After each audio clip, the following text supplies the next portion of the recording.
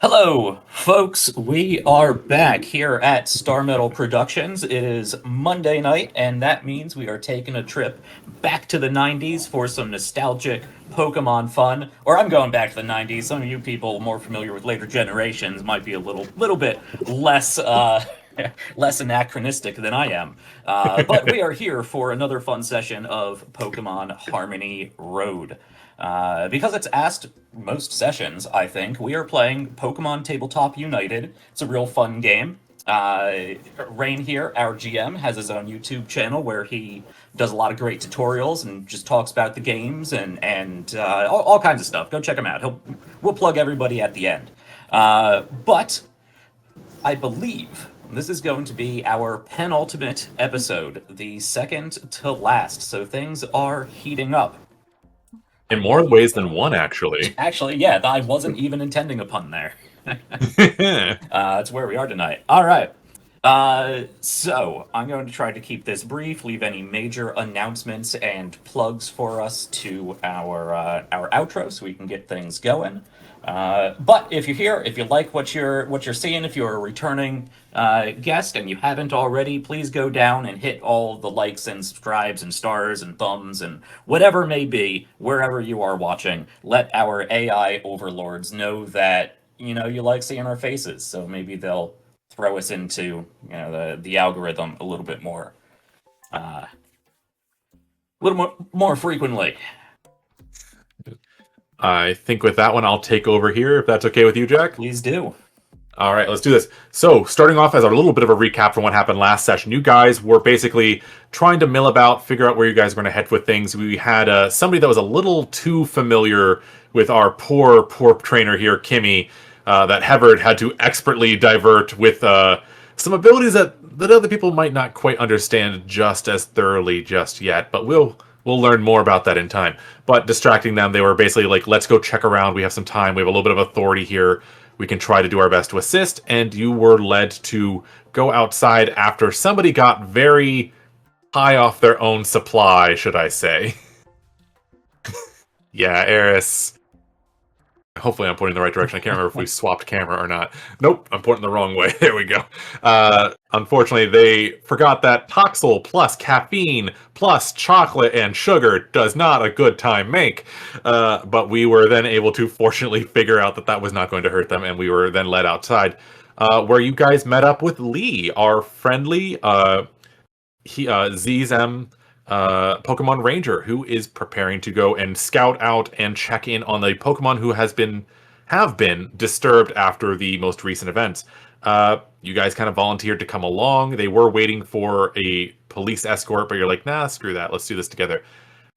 Eris got to commune with the forest and basically indicate that they are very much a wild child in every facet of that name. Is that not correct? Absolutely. This is where I broke my leg, and this is where I wrestled like an alligator that one time. Not even a Pokemon, just straight up an alligator. I think you're muted, Shiv. Oh, I was just mouthing along, just an alligator. Oh, no worries. Gotcha. And just a little bit of time after that, you guys were basically done. You were getting pretty close to right around dusk. You guys were going to start heading back. When you heard an explosion off into the distance, which is not a good sign. Explosions is not a good sign, no matter where you are. And being very clever, seeing the smoke and the fire, Kimi is like, oh, we have no water Pokemon right now. We should probably grab one. And how did that go, Kimi? You want to tell us how that went along? The greatest randomized dice roll of my entire life. I got my favorite starter of all time, which is Poplio. And I just literally talked to it.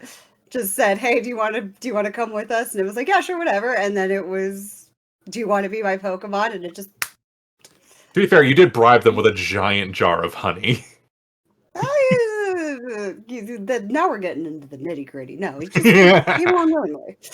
But yes, you rolled the exact number that I randomly generated for the Pokemon, which Poplio was in, and you rolled 4, and now you have a Poplio, whose name is Crush, folks. For those that did not know, they've been named Crush.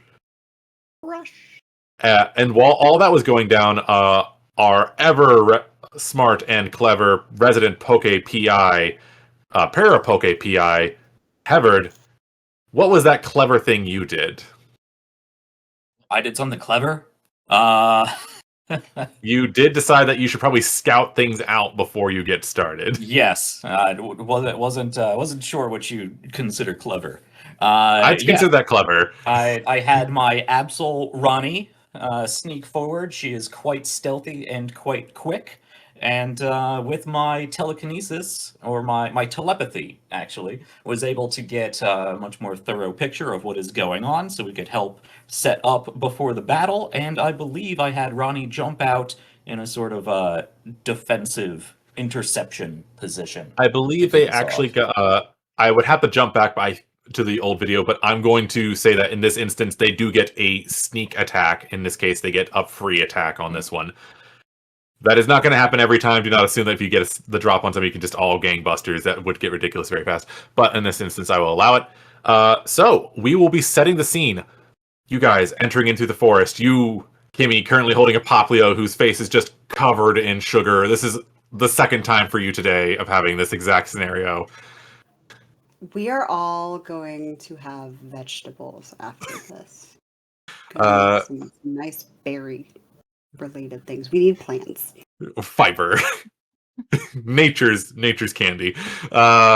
You guys all enter through the underbrush and the forest. At the same time, Absol is going to be doing a thing, but we will bumping them to the second. But at the same time, you guys are entering, and you will catch sight of a massive tree, its gnarled growths reaching out into the forest, looking very much almost like a crochet of just vines and roots going off into the distance, very much having other trees coming from its very own source. In the midst of this tree, in a little hollow at the roots, I say, when in fact it is a massive Venusaur, old and wizened. It, even to Pokemon standards, this Pokemon looks like its grandpa. And in front of it, and you are behind them, you will see what looks to be a Raboot, Ponyta, and Litleo, all throwing little bursts of fire at this poor Venusaur as it seems to be trying to shield itself as best it can. And up on one of the massive outcriers of Root, you guys will see, and if Jack can pull them up for me. What am I pulling up? You're pulling up Khan. Gotcha. Okay, yeah, let's where do we want to put this? Let's move down over here.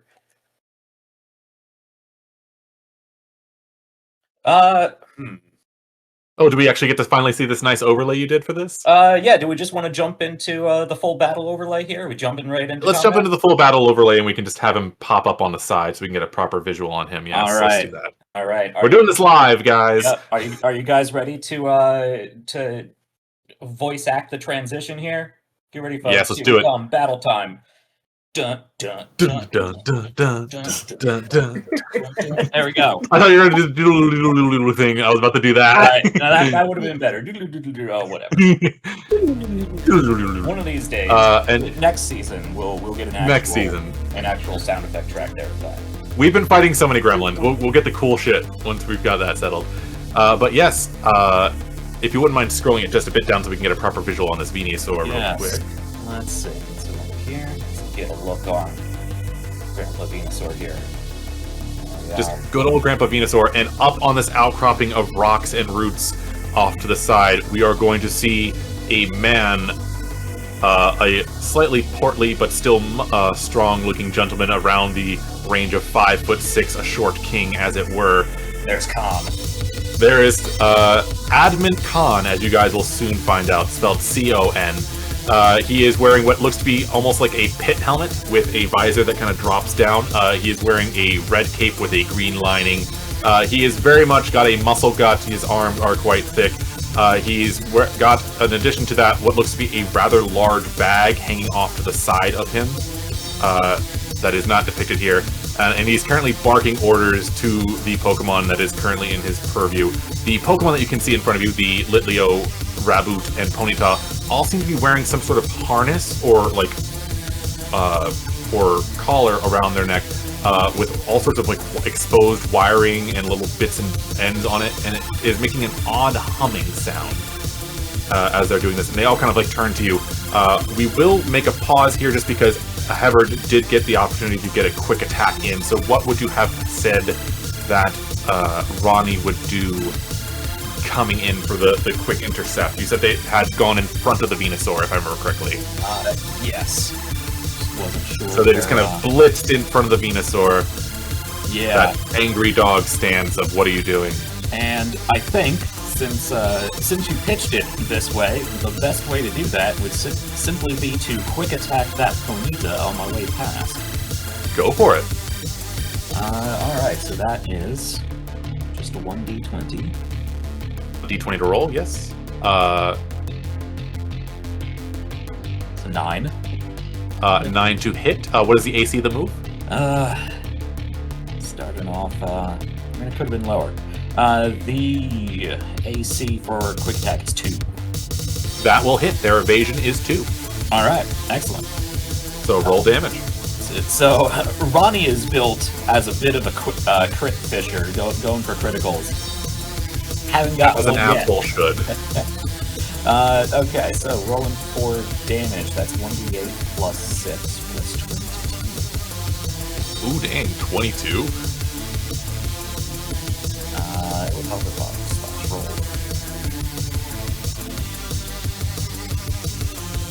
That is 33 points of normal physical damage. Normal physical damage. One moment. While I set this up, would you like to describe how Ronnie does this move? What is their movement here? Yes, so Ronnie had been creeping around, hunched down real low, folding the darkness around her as a dark type Pokemon. Is she dark? Is she normal? I think she's dark. They are dark type. They are dark, yeah. They just have a lot of normal type moves at this level. But she's been creeping around this underbrush here, and upon my telepathic signal that everybody else is in place, she is going to leap out and rapidly dash straight past this Ponyta, just sort of lowering the scythe horn out the side of her head, and just running past and giving a nice dark slash. Actually, I think Dark Slash is an actual move, but I don't mind you flavoring it. Flavor is free. Yeah. Just set that quick little slash dark in there. energy bolt to slice up against the Ponyta as she You did quite a bit of damage. That slash as you get in there, you can clearly see the Ponyta buckles just a bit. They have not taken an injury, but it was very close as they just kind of buckle, and you can kind of see like their front hoof come down. And Khan, who was busy kind of like lackadaisically, just kind of like shouting at them, just kind of like turns like, oh no. And I'm assuming all of you make your entrance into this scene now currently. So everything kind of takes a moment where everything stands still. The Pokemon stop attacking now, in part just because they're currently surprised at having this massive Absol break its way in. And then Connor is just gonna start... Or, Con, geez, I'm ruining things already. We can edit that in post. Just slowly just going... If it isn't the Breakfast Club. Where's Sporty Spice? Where are they at? As they remark to the three of you, and kind of like, not really moving from their space, but kind of like slowly like lowering themselves, so they're currently sitting down with their legs dangling. getting more breakfast. This isn't a problem that requires all of us. Oh, really? And here I thought they went back to their gym. I guess our info was wrong. Isn't that right, Hevard? Not my job to plug your holes. Tease me, why don't you, buddy? Can we address the fire? I mean, we can. You three, more. And he's going to, we're going to go back to combat right there. As he snaps his finger and points, and all three of the Pokemon all focus back in. We are going to enter actual initiative now. And with that, it's going to be Khan, and that is going to be him giving a command. One moment. And he is going to give an order to the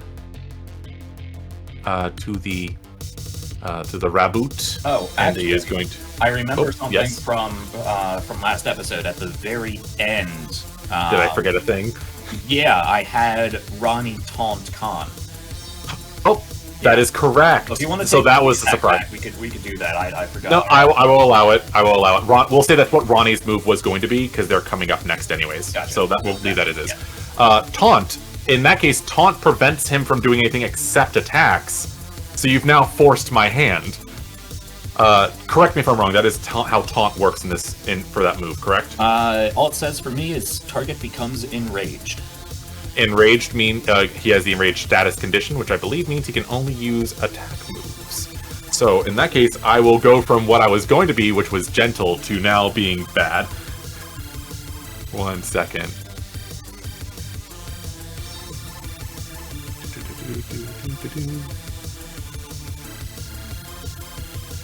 While enraged, they must use damaging physical or special moves. You have forced my hand. Khan is like, alright, little thing, let's play. And then 1 second.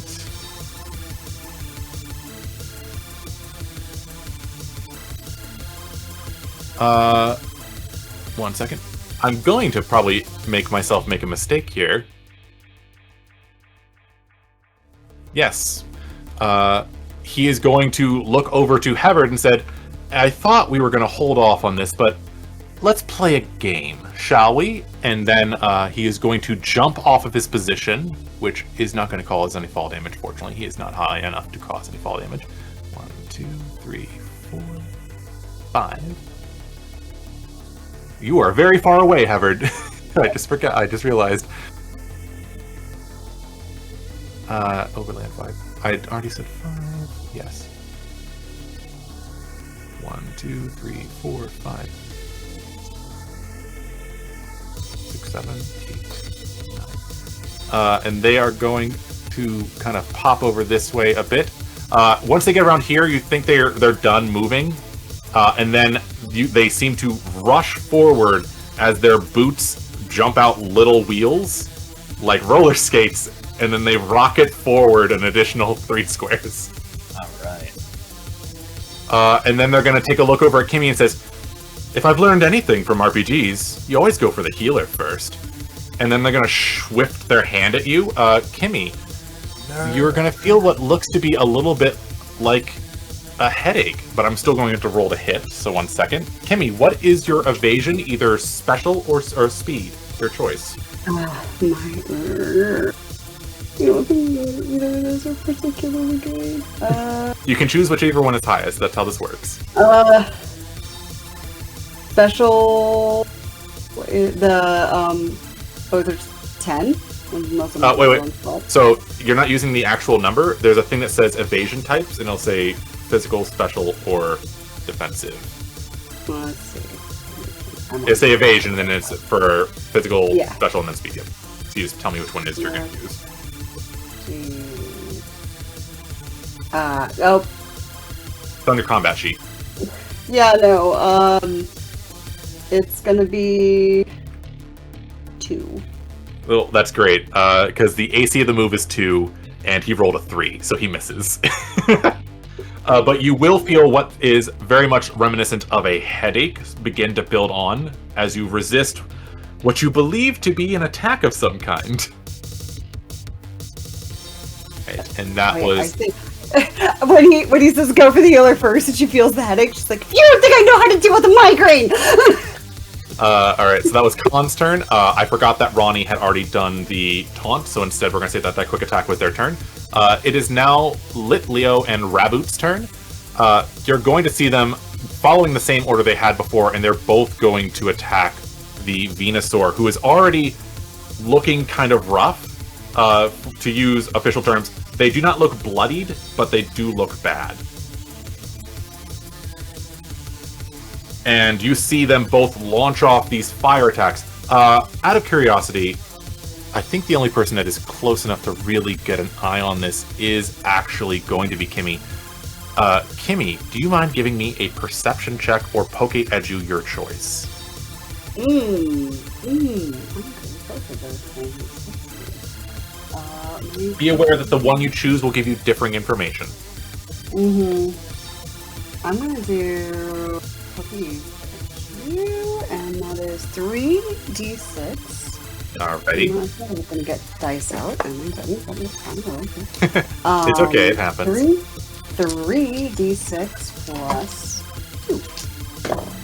Oh, those are good numbers. So that's 10, 11, 13 after the bonus. And which one did you choose? Pogeaju.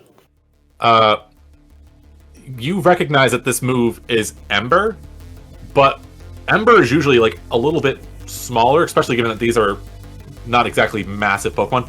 This thing is, their Ember is far bigger than it should be, especially for assuming what their level or what their like age would be.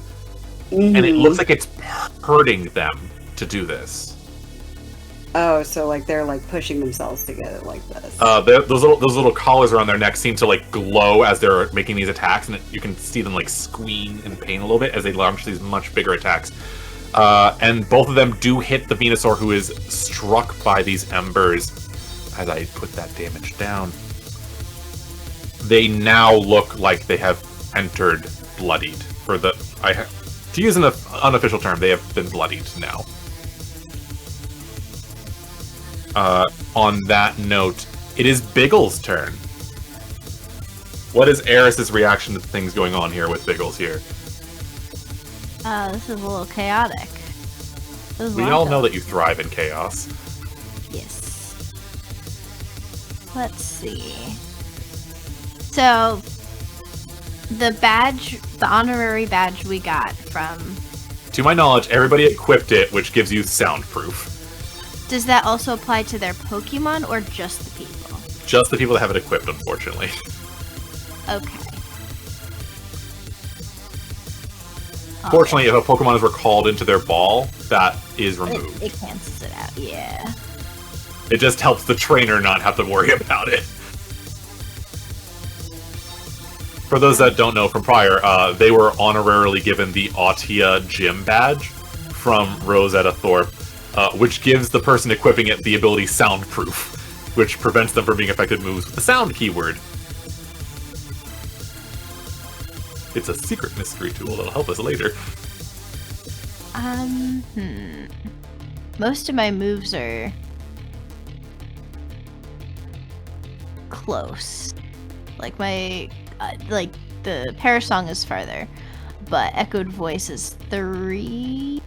I do not have your character sheet in front of me, so I'm going to have to trust that what you say. It should have range of it next to the move. Yeah, it says 3, so... Can I get close enough to anything? Yes, you can. Be aware, everything, just going straight up and down, left and right, that's all just one square. If you go diagonally, the first one is free, and then it goes 2, 1, 2, 1. So could I do, like, here? If you want, yep, you could easily get up next to that Ponyta, if you wanted to. Honestly, where you were before also had you in range, I believe. For 3. Okay. Yeah. How about we do a little bit of a move? That works there. There you go. Just Little a little scoop. A little closer, but also some distance. And we're gonna do Echoed Voice. Heck yeah, go for it. So roll to hit for me. 6. 6 to hit, AC the move. 2. That move hits. Go ahead and roll your damage. How does this look as Biggles gets up in the fray here? Like, takes a step forward and just screams. Ah! Just this little tiny child just walks up and goes, ah! D6 plus 8 plus 10. 6, 7, 8. Plus 8, 16. Plus 10, 26. 26 damage. Nicely done. Special normal. Special normal. Alrighty. That doesn't interact with anything funky on here. Their defense 26. Alrighty. That Ponyta now looks bloodied. They have now taken an injury as that initial attack had them like leaning down, and they essentially just get yelled at in the face as they're kneeled down from that Absol 4 as a young child screams in their face. Which now puts us next into the initiative tracker here, which is going to be Roselia. Lee, who is your teammate, currently looks like they're not freaking out, but is very much annoyed because like this is going to be so much paperwork, and is just going to ask this Roselia to go up and try to deal with this. Obviously, grass type, not great for fire. They weren't anticipating this, so they're going to use the move Poison Sting onto this.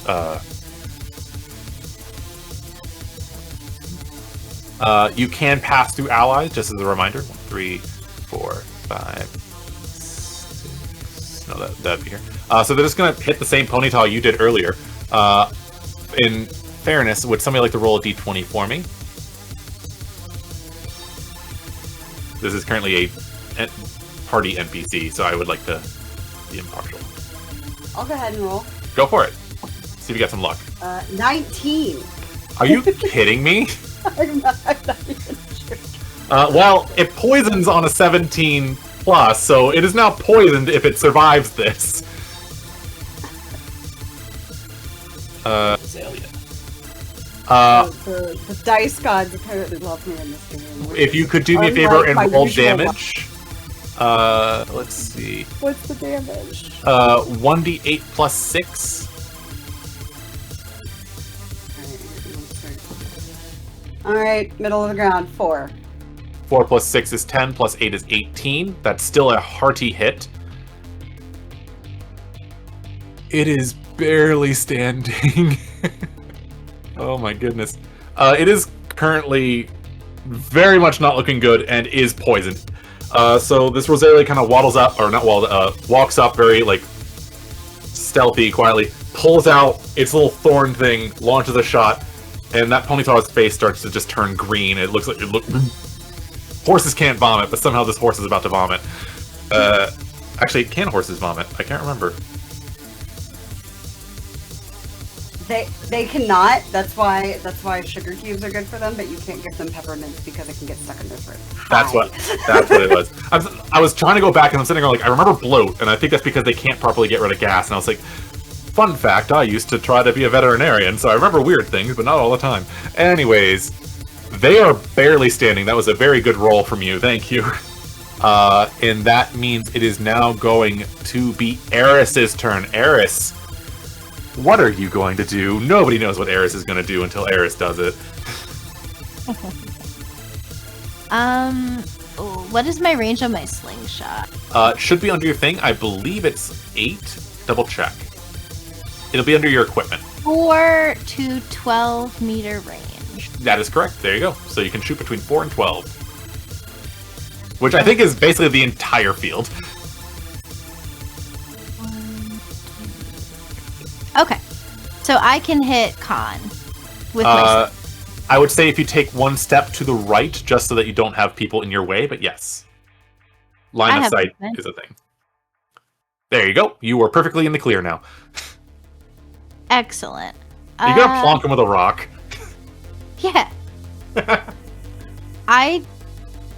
Did I not write anything down for this? It should use your struggle. If you look to the top, there should be I remember going over this, but there should be one that's higher than your normal struggle. Yes, my 1d8 plus 8 instead of 1d8 plus 6. I will pull up your character sheet to double help and check with you on that, but yes, I believe that is correct. Okay. So roll to hit. Roll to hit. 6. 6 to hit. 1 second. Eris's character sheet. I have your guys' character sheet. I hope you don't mind me double checking to make sure we're doing this correct. Yes, so yours should be the one that's 1d8 plus 8. Yes. You said 6? Yeah. I don't think it's gonna hit. Yeah, AC of the move is 5. Unfortunately, you do miss. Okay. I think it's more just because you're trying to hit him, but he's also got body armor, so you just kind of plunk off the side there. Okay. I was honestly, it's not the worst thing I was expecting. I assumed you were going to throw like a bag of something at me. I wouldn't waste a bag of anything on you. You get rocks. I get rocks. Okay, good to know. It's appreciated. It honestly is. This suit is a bitch to clean. Yes, I'm going to cuss in front of the child. They're not special. That's for the swear jar. Always for the swear jar. Yes. So that is Eris. So that was your movement and your thing. Did you have anything else you wanted to do? I don't know if Do you have I any can swift do actions? else. I don't know if you have any swift action abilities. Don't think so. No worries. In that case, we move on to the next in initiative, which is going to be that Ponyta, who I believe passes out due to poison. I had to double check, but I'm pretty sure poison hurts at the start of their turn, and they had 1 HP left. Bye. It's a standard action or is prevented from taking. So basically, it's going to take a move and immediately pass out. So this Ponyta is going to look over to the Roselia that just burned the heck out of it, and anybody here that's ever been around a horse, so primarily Kimi, is going to know the look of a horse that has anger in its eyes and sees death. It is going to run up and use Flame Wheel on this Roselia. 1 second, let me move them. 1 second. What are the rules for intercepting an attack? If you have yet to take a turn, you have to jump in front of the move. You basically have to do an acrobatics check, and you get half the distance. 1 second. Gotcha. If you go onto your character sheet, and there's a spot where it will say maneuver reference, if you put intercept range, it will show up for you, just to make it easy. Okay. So trigger. A ranged X target attack passes within your movement range. Select a square within your movement range that lies directly between the source of the attack and the target of the attack. Make an acrobatics or athletics check. You may shift a number of meters equal to half the result. Did you want to try to intercept this attack? Sadly, Ronnie has already gone. You can do it. Kimi hasn't. Does Kimi want to do it? Kimi would like to. And she's not going to tell Crush to do it. She's going to do it. Okay. Because she's big old dum-dum. So in that case, I love it when we get to use stuff that happens in the anime, which is I throw myself in front of it. Kimi, you are actually relatively close, so I would say that you need to, let's see, just double checking how the move works. Alrighty.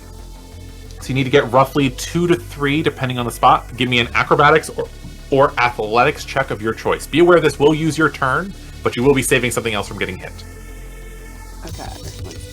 Come on. That's not great. 4. That gets it. You just need to get to half. That's 2. Okay. So if you wouldn't mind putting yourself directly to the left of the Roselia. I know my left and right. Because it was basically going straight to the side of it. You toss yourself in front of it. You will be taking this attack, but you are preventing the Roselia from taking it, which would have been super effective. 1 second. That was her thought was you. Funny thing is, I still have to roll to hit, which is still the funny thing. So I'm rolling the move. I got a 5 on the die. AC of the move is 2. I have to beat a 4.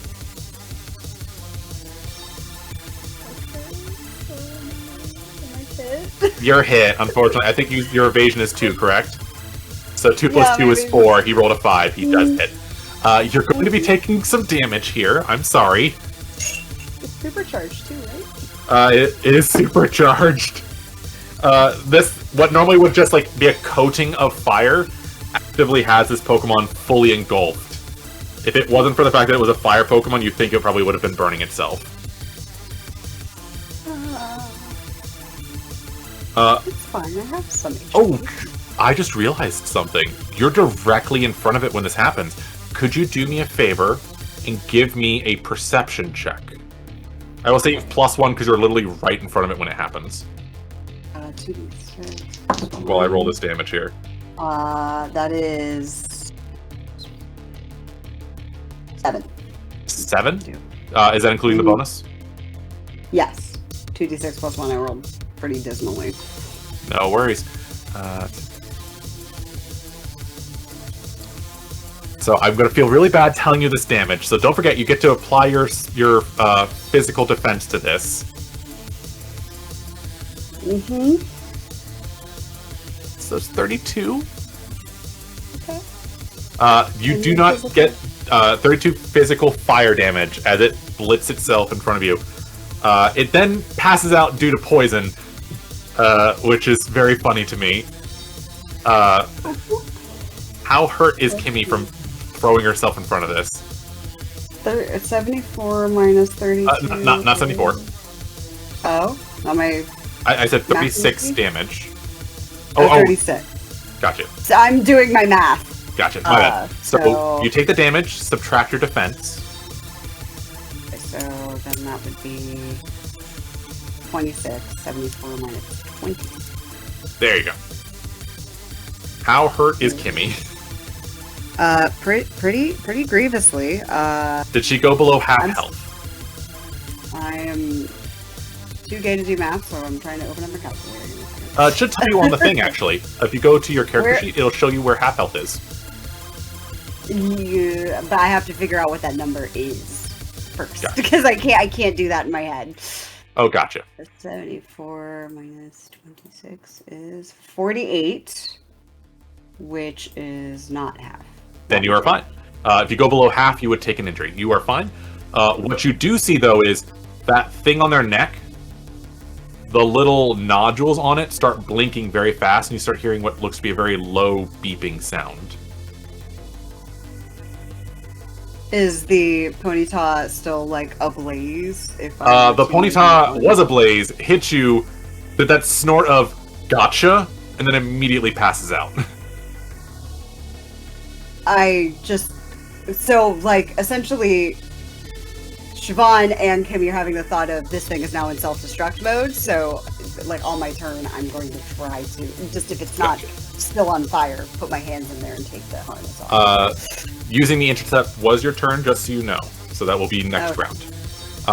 But you did realize, because you were so close to it, you can hear what is the very low beeping sound before it becomes a very loud beeping sound. That's why you got the bonus. That's fun. Hevard, your turn. Okay. Oh, yes. Did you do the check at the end of Khan's turn for his rage? I did not. Thank you for reminding me. Apologies. DC 15 to overcome that. Literally just rolled a 15. All right. You see him kind of like shake it off. It's like, naughty girl. I like you. I'll have to see if I can borrow her sometime. Okay, well, I was hoping to stack the status effects, because that would have just been brutal.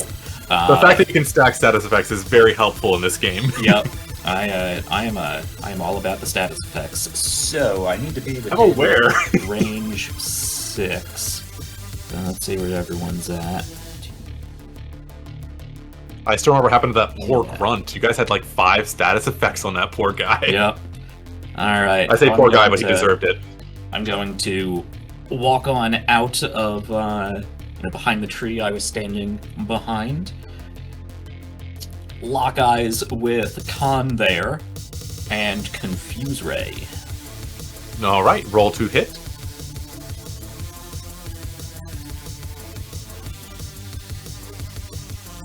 Is that a roll to hit move, or is it just a thing effect? Just to check.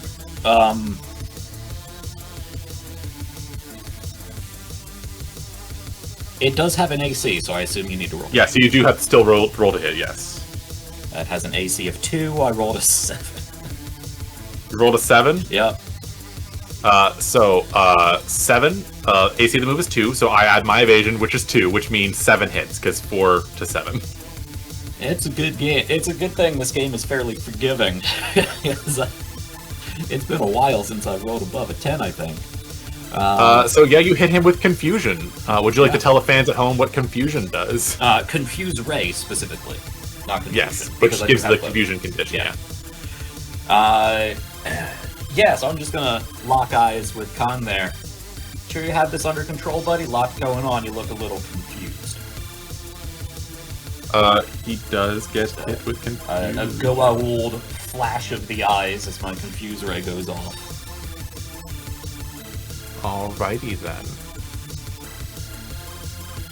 Is there anything else you'd like to do with your turn? You know what? I actually do have a swift action. Omen. Have the other two fire Pokemon, have they gone yet? Let me double check 1 second. I know. Yes, all the other Pokemon have gone. The only people that have not yet gone into initiative is Lee and Crush. Kimmy has already gone. Right. Okay. Well, I know what the Ponyta is. It is unconscious. Yes, but I also have seen it before. What's this little dog-looking thing? The dog-looking thing? 1 second. So that is Litleo, that is a little lion cub, and then Raboot is a rabbit Pokemon. It just stands on 2 legs. Alright, I'm going to use... well, actually, let me double-check the range. Does this have a range? 5 meters. Yeah, so who can I hit? I assume one square is a meter? Yes. If you want to retroactively have moved closer, I do not mind. No, I used all of my movement. Hev is not particularly fast, but I am within range of the bunny, which was... you're also in the range of Connor as well, or Con. Jeez, I keep saying the name I shouldn't say. We're removing that in post. Yeah, he's already confused. I'm gonna try to spread out the debilitating effects. So the reboot, yes, is what you call it. I'm gonna omen the reboot, which is going to the target's accuracy is lowered by 2. Alrighty. Describe how you drop an omen on this poor rabbit. Yeah, so Hev has his, like, Men in Black suit on, of course, but I think I'm going to sort of root around my inside pockets and pull out this little idol of some kind. I imagine being a paranormal investigator in a world where magic and ghosts actually exist. There are actual, like, supernatural relics of some kind. So he probably has some low-level, token that he can... I imagine you pull a little thing that looks like a clay doll or something. It's got a bunch of different eyes all the way around it. There you go. Yeah. So I think I'm going to pull that out, and I'm just going to swipe my finger around each of those eyes around its head. It's going to flash a little bit and connect with the reboot. It has now been omened. It will have a minus to its accuracy as it has been spooked out by your very freaky totem. And last but not least in the initiative, because Kimmy has already gone, it is now going to be Lee and then Crush. Lee is just going to be going, whoa, that's a lot of stuff going on. Rosalia, if you could just, like, can you help the Venusaur out, maybe? And it's just going to give it, he is just going to give it the agility command to make it so that Rosalia has the ability to move faster on its turn, which then goes to Crush, because Kimmy already went. Saving that poor Rosalia from taking it straight to the dome. Yep. Fine. This is fine. This is fine. Crush is going to... I think Crush is going to water gun, but I'm not certain Crush is going to... it does say 1 target, but I kind of want Crush to try to put out the fire around the Venusaur. Like, you're trying to save the tree? Yeah. If you wanted to do that, I would say that it would give the Venusaur some damage reduction as you're basically drenching the tree and helping it out. Yeah, So is that what you want to do? That's totally fine with me. Yeah. What's the range of water gun, out of curiosity? Water gun is 4. So I can move Crush up 5. Oh wait, where's the overland? His overland should be a 3, I believe. 3, okay. Yeah, he should be easily able to get close enough to drench that Venusaur. 2, 3, yeah, no, for sure. So I would say yeah, that he's going to give damage reduction to the Venusaur as he basically just like drenches him in water and tries to help with all the things that's going on. It's a very helpful little dude. We are going. He's a tough little guy. We are going to enter the top of the initiative with Khan, who is currently confused because you're very mean to my people. Let's see. Confused. Save check at the beginning of a turn. Roll 1 through 8 on the save check. The target hits itself with a typeless physical struggle attack. It cannot take an action that turn. 9 through 15, act normally. 16 plus, cured of its confusion. We are rolling in front of the board here. Let's see what we get. I rolled a 13, so he's... I knew we'd get along, Hevard. I have much I could teach you. You really should hang out with me more. You want me to give you my card? I'll visit your cell. And then... What'd you say? I'll visit your cell. Oh, I could never. It's far too drab. And he is going to attempt... 1 second. Where's Con?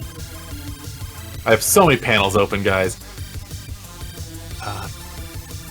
He is going to scooch over here. 1, 2, 3, 4.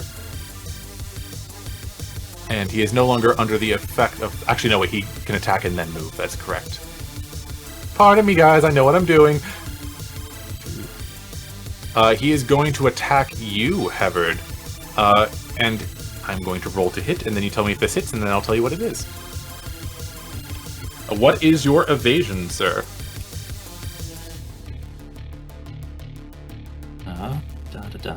Evasion. Yes, so you can choose speed or special evasion, your choice.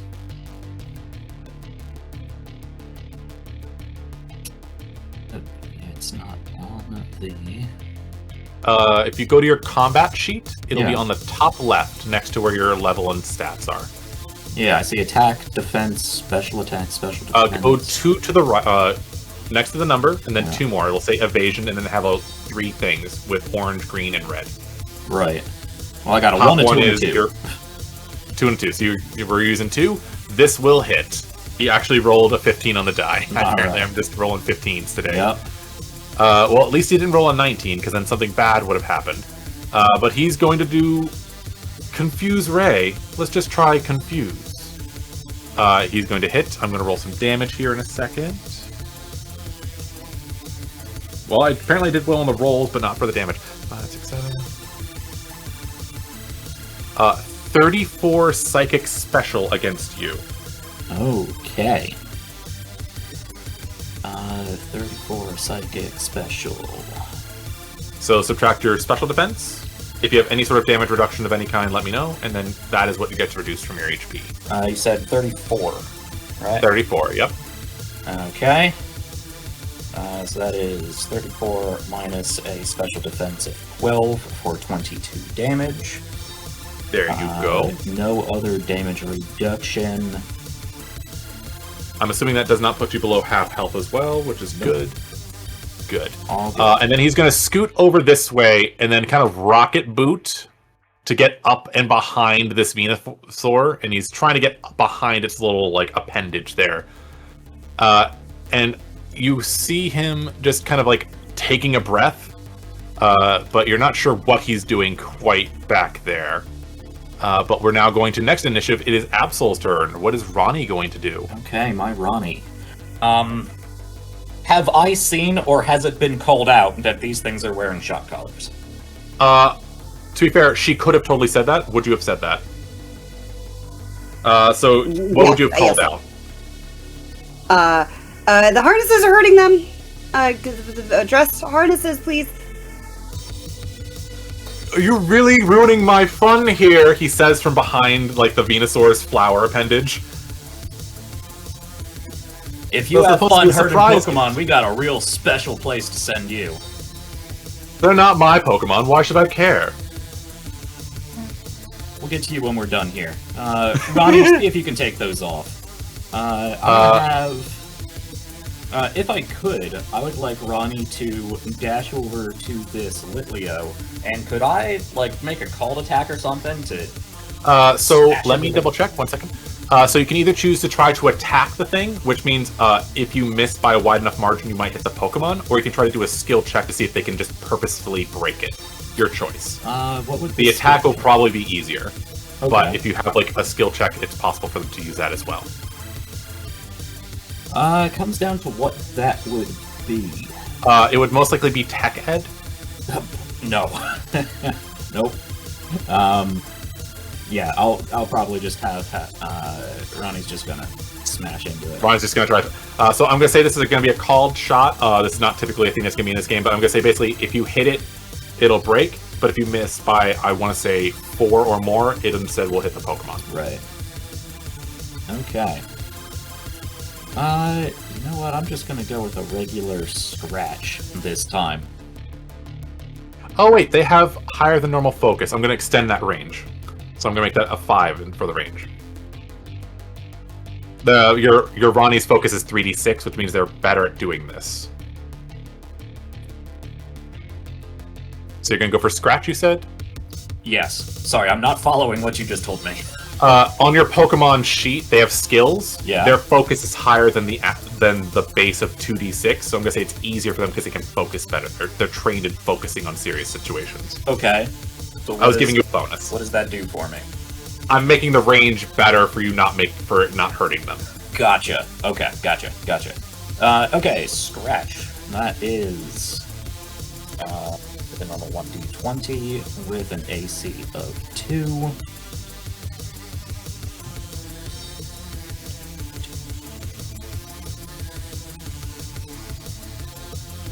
Uno. Boy, Oh no! so I have a thing. You have a thing? She has a thing. What's the thing? I have a thing called. Let me help you with that. Is that with skill checks or is that attacks? It's a skill check, but I know it's skill based. I can make an argument that I could at least maybe grant some sort of advantage. You know what? So, In this instance, guidance. because the attack was meant to be to help with a skill, I will allow it in this instance. So you get to re-roll, and I believe you get a bonus. Correct? You get a reroll with my skill rank and its focus Yeah. that it was based on. So you would get.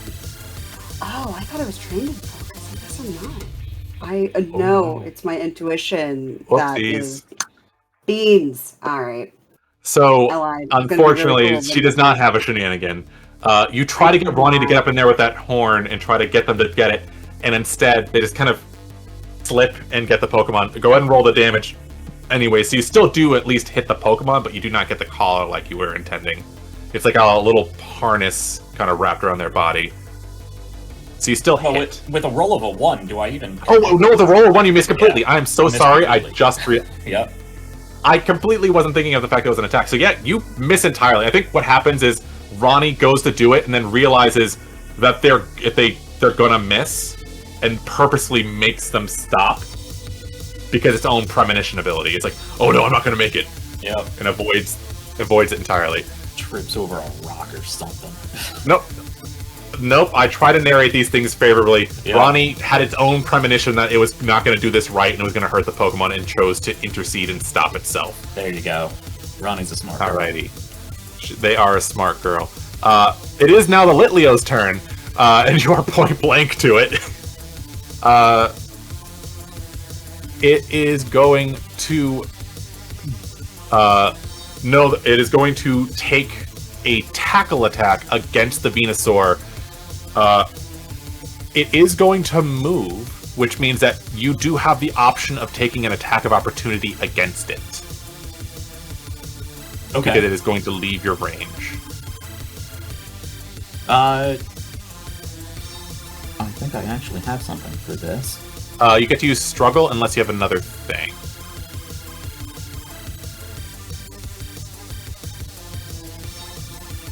So attack of opportunities are Yeah. struggle attacks unless you have a specific ability. Yeah. Oh, no. Pursuit is specifically for fleeing or being switched out. This is just basic movement. That doesn't do anything. Actually, I think it does. Does One it? second. 1 second. Pursuit. I have you guys' character sheets up. I hope you don't mind. I'm trying my best to help. Pursuit. If a foe is fleeing or being switched out. Does movement away count as fleeing? I don't think so. Yeah. I will say in this instance, moving away is not fleeing. Fleeing is intentionally trying to leave the battle. Yep. Cool. So I don't think I try to roll these things so it's also favorable to you, so you don't get wrecked on this in the future. No, I think that. But you do still get to use a struggle attack. Sure. Why not? It's free for you, so you might as well. Yeah. I'm gonna roll something abysmal again. If you crit, it'll be funny. I would be so mad if I crit because it's not one of my crit builds. My crit moves. You rolled a 4. I believe you hit. 1 second. Well, Struggle has an AC of 4. Oh, you miss. I miss again. This poor Apple. In case anybody here is following me on my Blue Sky, I also have an Apple for my home game, and it also rolled a crit 1 on, or a crit fail 1 on an attack yesterday, and it just felt so bad because they were supposed to be really good at hitting, and they just don't. I'm so sorry. I'm breaking out my real dice. Breaking out the real dice? I am totally fine with that. I trust you guys not to cheat me on dice. I think Roll20 feels betrayed because I moved my normal GMing platform to Foundry, so we don't quite get along anymore. Yeah, I think it's mad at you. So yeah, the Litleo is going to do the dash, and I think it knows that the Absol doesn't want to hurt it, and so it's just going for it, and it looked like it was going to duck and dive, but it just goes straight, and so Ronnie thought it was going to juke to the right. It outplayed it. It is going to do a tackle trying to move this Venusaur. It is successful. The target is pushed 2 meters, which is what I was hoping for. And so this Venusaur is shoved 2 to the left. And then you see Khan, who was waiting for this to happen, almost like he was attacking the Venusaur just because he wanted to, not because he had to. As you see, like, a little bit... I can't stay and play too long. And he kind of drops down. And so, interestingly enough, the only person that can see this right now is Kimi, because she's the closest one. Kimi, can you give me a perception check?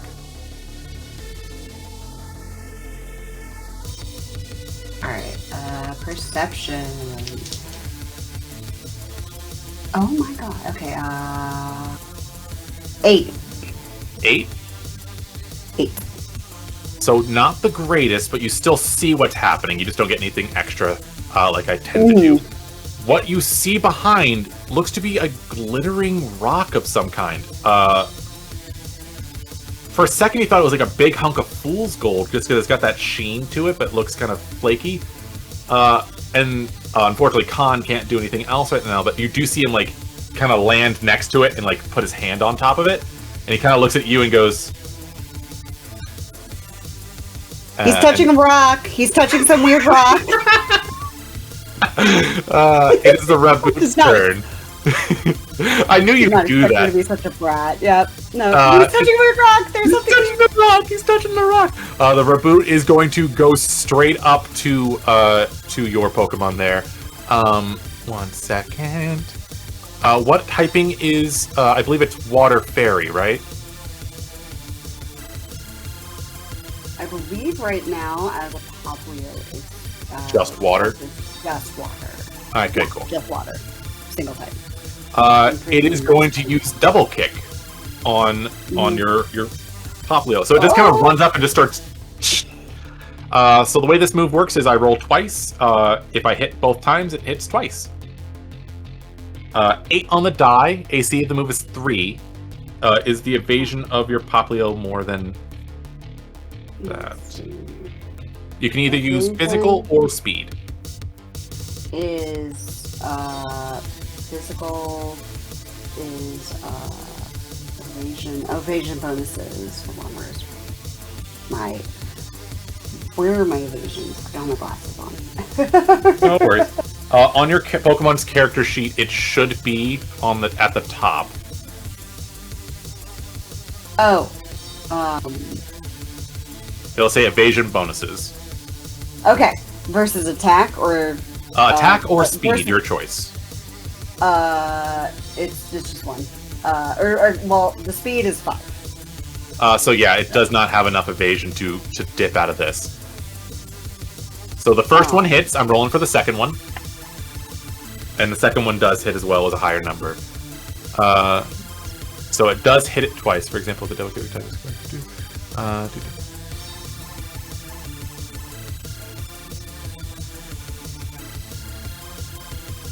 So double damage base volume. 1 second. So that's gonna be damage base 6. 2d6 plus thing. So yeah, this Raboot, realizing that you're got a water Pokemon and it doesn't have much of an option here, just goes up and starts kicking it really quickly. 9, 16, 17 is 34. 35 physical fighting. Okay. It is not. Pretty sure it's great. neutral to it. Yeah, but it is current HP. There it is. Okay. So if I type in the column that says injured HP, does it take away what I've done? No, it does not. Okay. So I have to do math. It was how many? 35? 35. Okay. So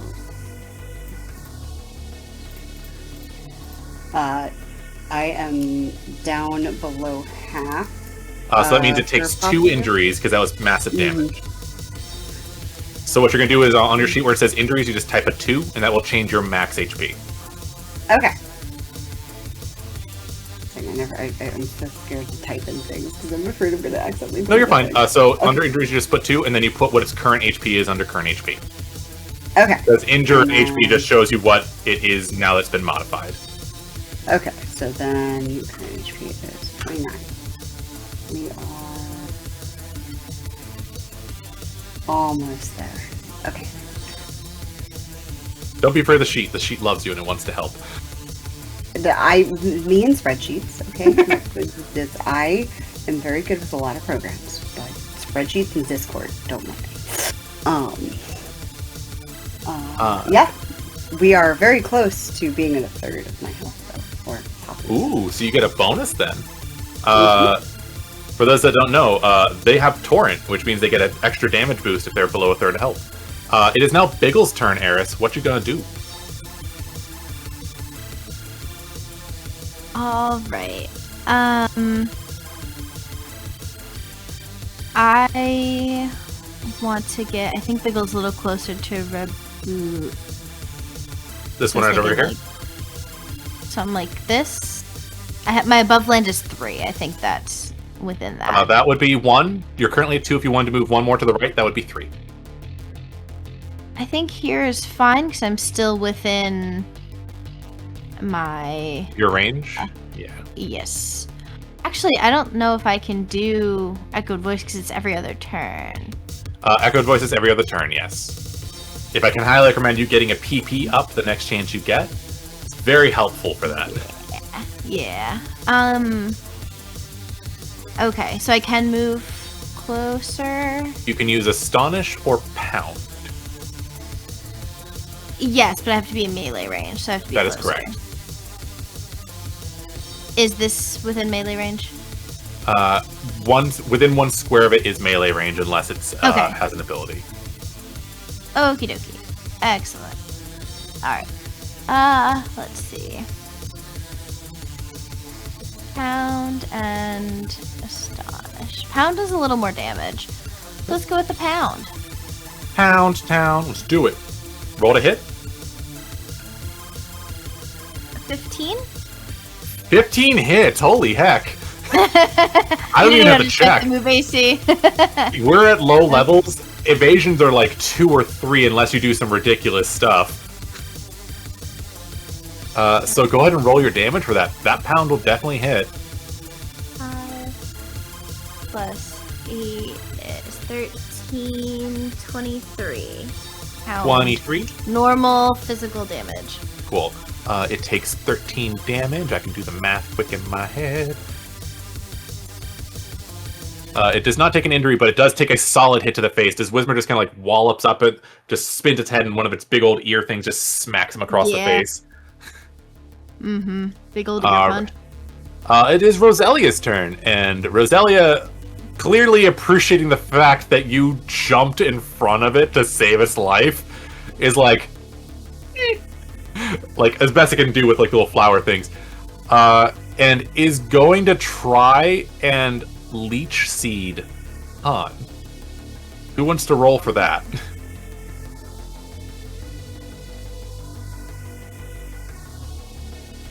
Hevard, you've been rolling pretty well so far. You want to roll for it? I was about to say, do we want to try my luck again? Leech Seed has an AC of 4, but if it does hit, he will be taking HP loss at the beginning of his turns to the tune of 1/10 of his HP and healing Roselia. That's a 10 on a d20. AC of the 4. That hits.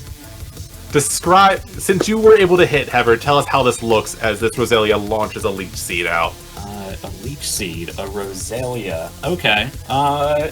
Yeah, I don't want to ascribe too much personality to a Pokemon that is not mine, but I imagine Roselias are quite,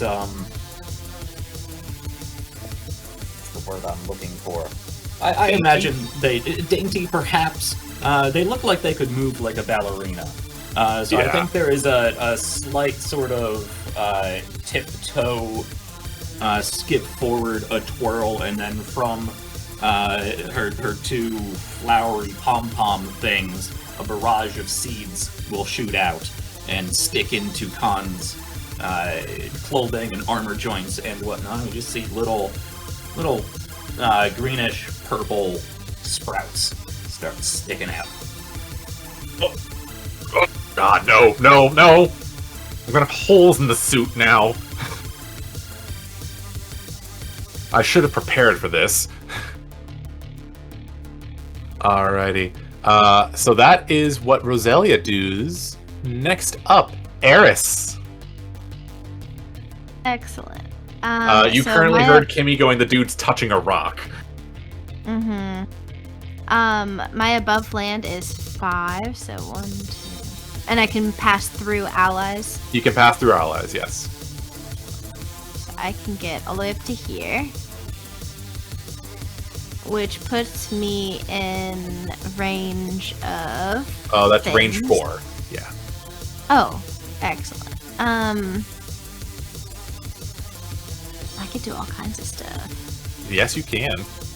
Don't forget you have your cheerleader abilities as well. Yeah. But I'd rather mess this guy's day up. I mean, fair. Let's go with another slingshot, but can I aim for, like, his hand? The one that he's currently got on top of the rock? Yeah. If you do a called shot, I don't believe the system has called shot, so I'm just going to make the unilateral decision right now to say that it makes it a little bit more difficult. I'm going to make it an additional 2 to the AC. So go ahead and roll to hit. That's going to make it a 7. 13 on the die. Okay, 13 on the die. AC the move is 7. That hits. That hits him. Yes. Bring the hand. He's got his little gloved hand on this rock, and he's looking at you all snooty, and he just... go ahead and roll your damage.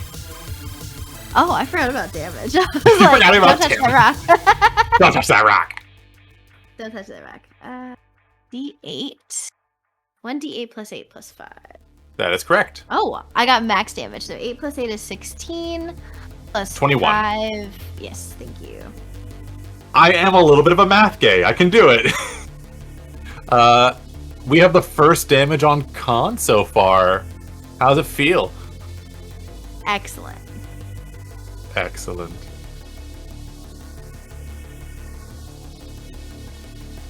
Did I fuck up his sheet?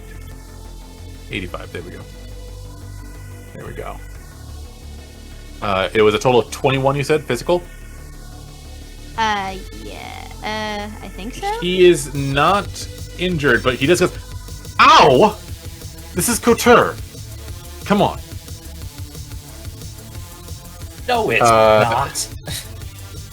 And how would you know, Hevard? You have 6 of the same suits. And your knockoff sunglasses. That was Eris' turn. The Ponyta is very much unconscious. Hevard, it is your turn. Okay. Side tangent, I don't know how many suits you actually own, but he did say whatever the amount of suits you actually own is. I mean, Hevard might have 6 of the same suit. Okay, yeah, 1 for each day of the week plus a casual wear. Plus casual wear? Yeah. So 8. It's casual Friday or whatever it is. He doesn't Gotcha. Okay. Well, I know how this move works in the games, and I know how it theoretically works here in PTU. But I'm gonna do it, and we'll just see what happens. I'm gonna curse What are you him. gonna do for it? Oh boy, howdy. Okay, so your thing may work differently because of your trainer feature. Let me double check. I count as a ghost. Yes, I believe so. 1 second. So, if the user is a ghost type, which I count as, Curse has a frequency of seen. When used, the user loses 1/3 of their max hit points, and target Pokemon or trainer within 8 meters of the user becomes cursed. cursed. Hit point loss cannot be prevented in any way. Anyway, Curse fucking sucks. You're about to ruin this guy's day. Yep. And it doesn't have an AC, it just happens. I believe so. They lose 2 ticks of hit points when taking a standard action for the rest of the scene until they take a breather or do something else. Yeah. So I'm gonna... Curse just happens. Yep.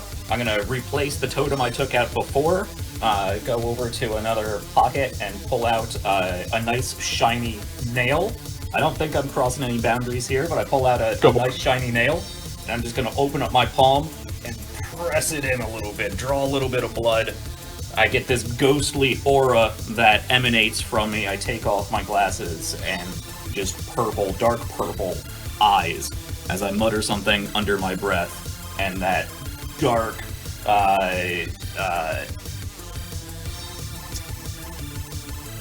dark Lasombra-like shadow tentacle wraps out Just and wraps around him. Oh, gross! What is this?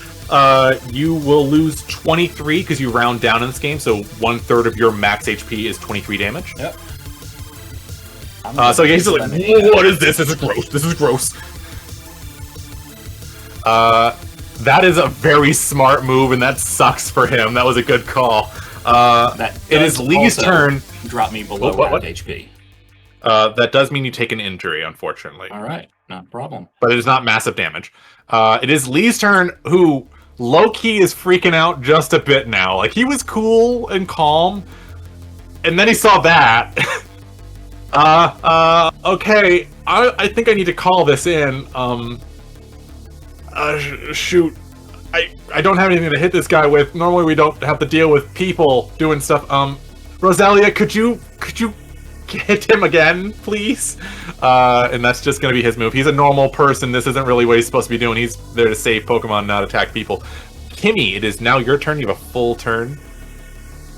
No intercepts this round. What you doing? I am going to... Sorry, they. Lee is they. I misgendered my own character. I feel very bad now. Let's see. I would like to try to free the Ponyta from the beeping harness. Okay, how would you like to go about doing that? I'm trying to think. Surgically? Maybe? I will allow you to use the keyword surgically because you're trying to use MedEd. I see how you're doing, but I'm totally with it. So I go ahead. Describe how you do this medically as you go for it. I think she's looking at it like a pacemaker. And it's so I will point out, are you trying to use Gen Ed or MedEd? I would either. I'm an expert in Gen Ed, so.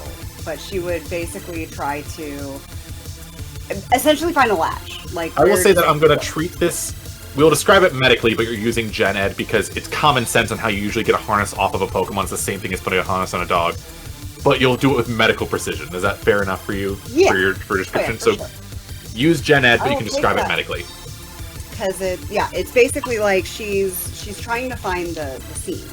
The seam, the edge, the latch, whichever thing, yeah. Yeah, and however it's held on, and then with very delicate hands, because she's not sure if there's any sort of fail-safe on it. Beeping is usually a bad sign.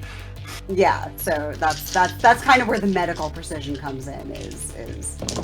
Oh, that's several sixes. Okay, 12, 16, 18, 20 plus 2, 22. Okay, boy howdy.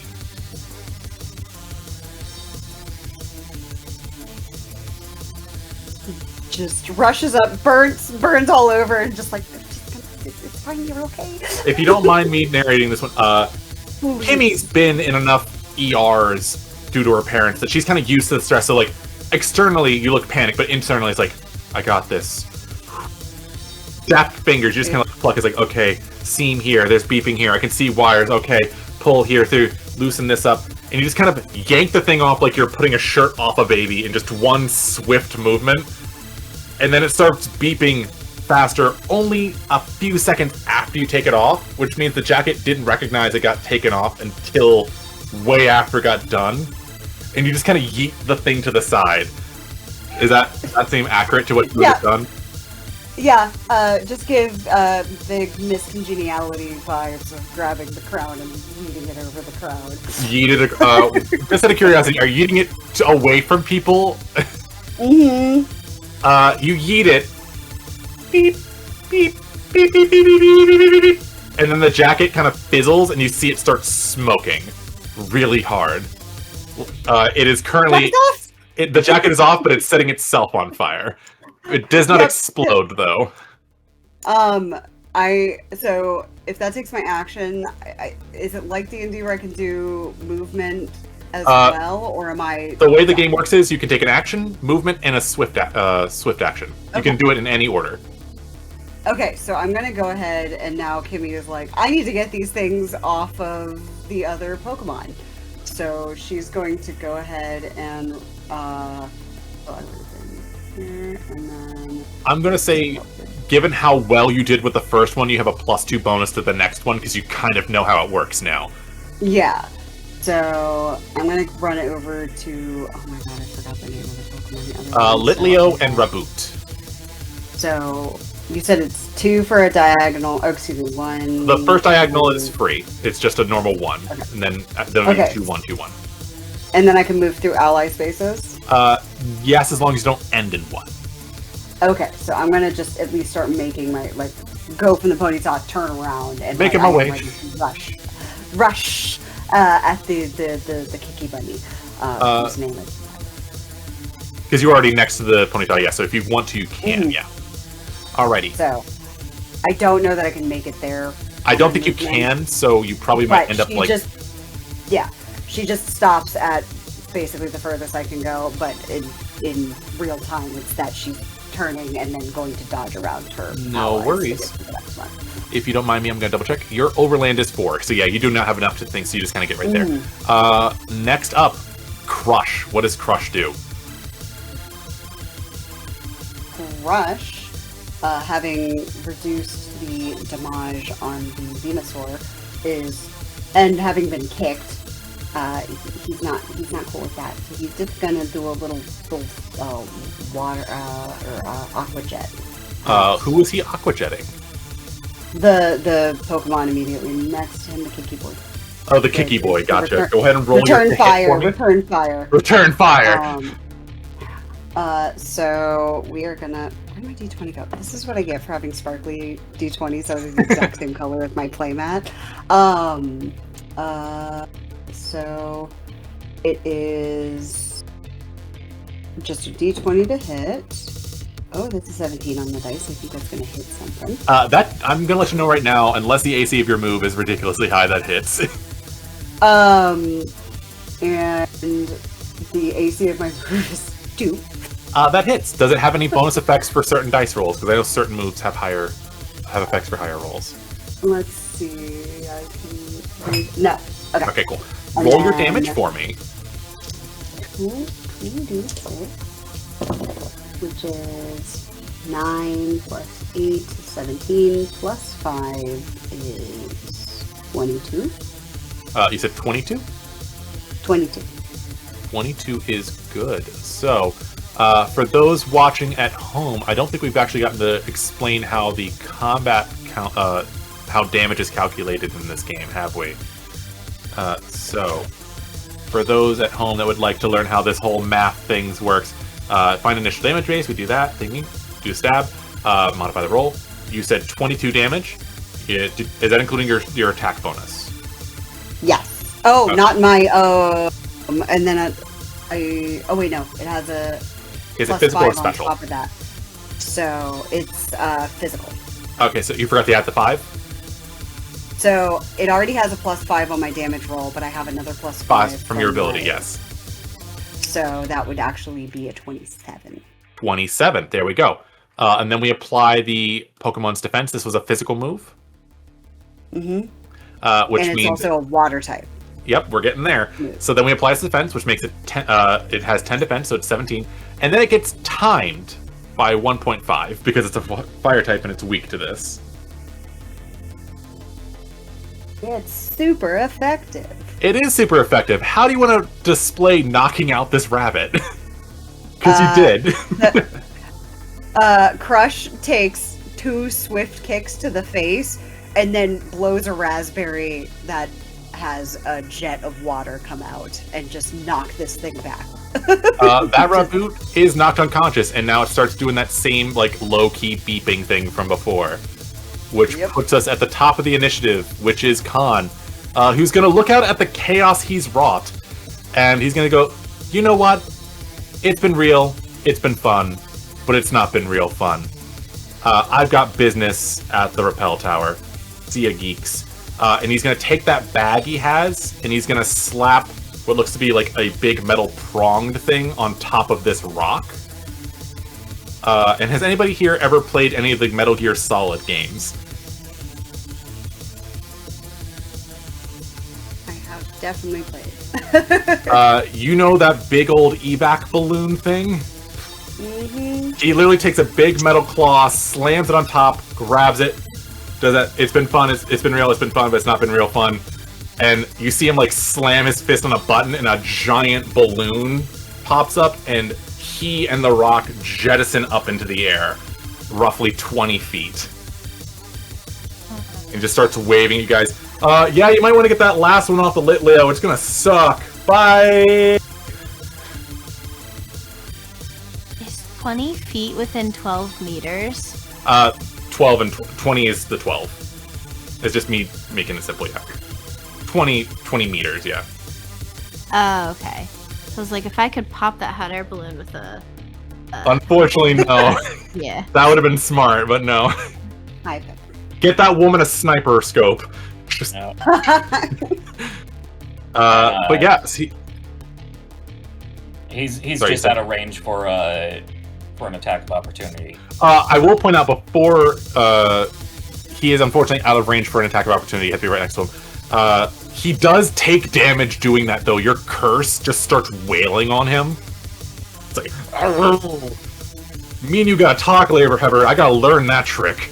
And he just floats off into the sky, receiving what he wanted. And as he kind of floats off, you guys do get a slight look at it. It looks to be a roughly basketball-sized rock that did look like it had vines around it, but the burning had actually weakened the vines that had wrapped around it.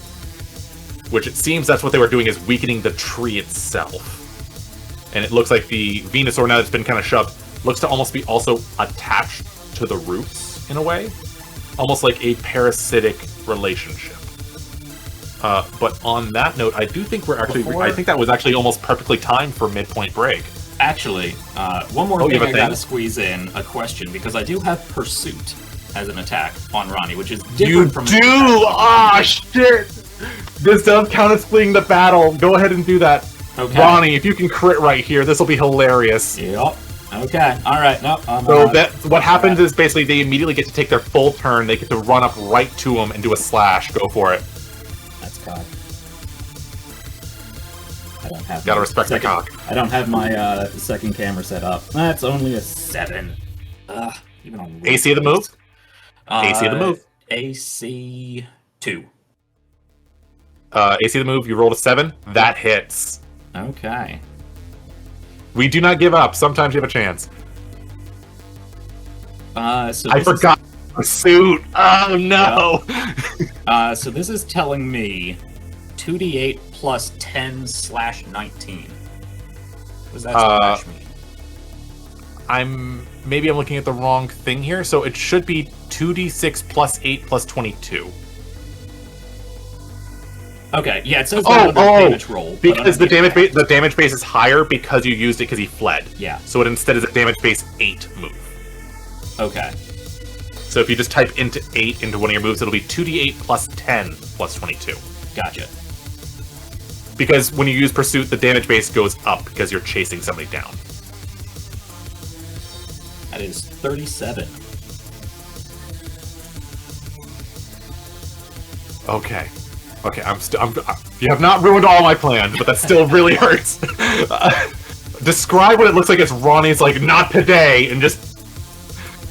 Yeah, so I think that the balloon actually does get to go off, and Ronnie is going to just do a little parkour, because she is very athletic. Is gonna jump off of this rock, jump on over, jump off the side of the Venusaur, scrabble up the tree a little bit, and just barely get the tip of her scythe-like horn just up under the shin plating as he's getting away. So, good news, bad news. Good news, he did not go for an injury. Bad news is, Ronnie now has their scent. They have their blood. So make sure you mark down that Ronnie has an actual thing for tracking them down. All right. It will become prevalent. Also, you did you were this close to giving them an injury. I was worried there for a second. Yep. But yeah, so they're floating off on a balloon as like, later nerds! And they kind of float off into the air as we, very well timed as my timer just went off for our midpoint break. We have reached our midpoint break. So on that note, we are going to go and, grab our water, recenter ourselves, and figure out how to beat up this jerk. Don't let me forget that when we come back, we have to have Kimi try to do a little bit more field surgery real quick. Because that beeping, getting louder. All right, folks. We're going to get up and do all the human things us humans need to do.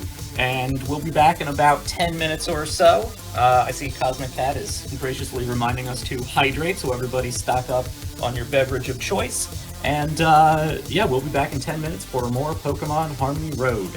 Enjoy some tunes and some trailers while we're gone.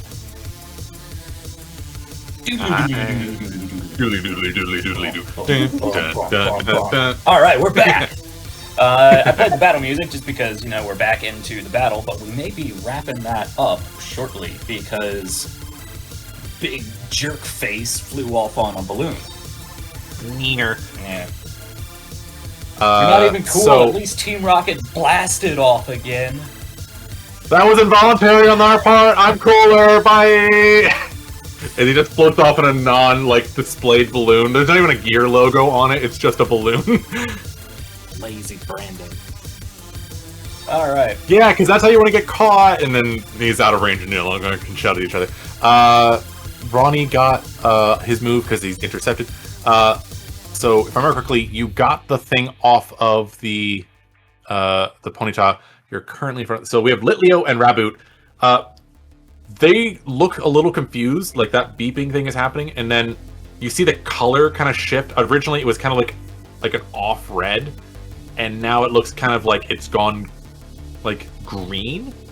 And then they kind of look around like a little confused, and then start like pulling at the thing on their chest, and then that makes it beep louder.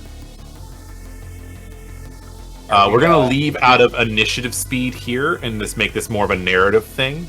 So this one is not constrained by anybody having like a turn at the moment. Does that make sense? Like everybody have an option, but it's not like time framed. So I knocked out. You took the one off the ponytail that was unconscious. We currently have the Raboot and the little lion cub, both of whom you can clearly see a shift in their behaviors, where before it looked like they were like monotonely going after things, and now they're kind of like, where the heck am I? So since I am closest to the Raboot, I'm going to go ahead and attempt another extraction. It looks kind of panicked when you kind of like run up on it. Did you want to try to connect to it? Channel. Yep, I'm going to channel it. It's still going to be a focus check. Is it focus or intuition? I always forget for your channel. It's intuition. All right, go ahead and roll me that intuition, please. Alright, that's one. That's all the cards. Like 10, 13, 15. Exactly what you needed. So you channel it, and it's currently thinking, you're getting like a quick flash of memories of last it remembered, it was outside a cafe enjoying a hot chocolate with somebody, and now it's here and it's freaking out, and you're getting like images of like its trainer was like a middle-aged woman wearing like a nice corduroy sweater, and it's just freaking out. It's okay, it's okay, it's okay. Just calm down. I'm gonna get this thing off of you, but I need you to hold very, very still. Robert. Okay. And then I'm going to try to use the Gen Ed, which I am an expert in. And You get an additional +2 because you've done this before. Yep. So 6, 11, 15, 20, 22, plus 2, 24. You get it off a little bit easier this time because it's also helping you do it. Beep, beep, beep. And then another yeet, and then off to the Litleo. Yes, the Litleo actually begins to run away. I was going to say, channel while just she's helping the Raboot, can I go? Do the Litleo? Yes. So anybody here that's ever had a pet cat knows that energy of when they're freaking out and they try to make a break for it, Zoomy style. How would you like to try to intercept this thing as it tries to make a break for it? Well, I guess it's like backed up against the tree, kind of. It's currently trying to scramble up the rock, and like, so that's how it's trying to escape. It's like,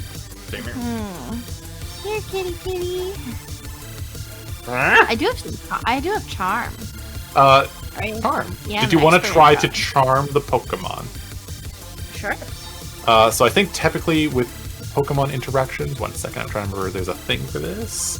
I think typically it uses your Poke-Edu, but I would not be opposed to using Charm in this instance. Because my Poke-Edu's not good. My charm, real good. 1 second. Pokemon Disposition. I was having a hot second trying to remember how this goes. Yes. Oh, it is a Charm check. I apologize. You are correct. So you are good. That's 5. So it's currently in a fearful state. So go ahead and give me a roll. 10, 12, 13, 14. That very much breaks where it was. It goes from fearful, I'm going to say in this case it is neutral, leaning toward friendly, where it's like, and you're like, come here, kitty, and it's like, and just kind of like drops on you full force. Oh, excellent.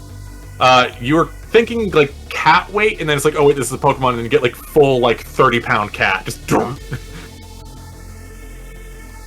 beep, beep, beep, beep. I was hoping to use Tech Ed to remove it. Go ahead and go for it. Different skill check, a little bit of a different challenge. You're basically trying to diffuse it instead of remove it. Is generally that's going to be the difference fine. here. 5d6 is better than literally anything else I have. So. You're a tech nerd.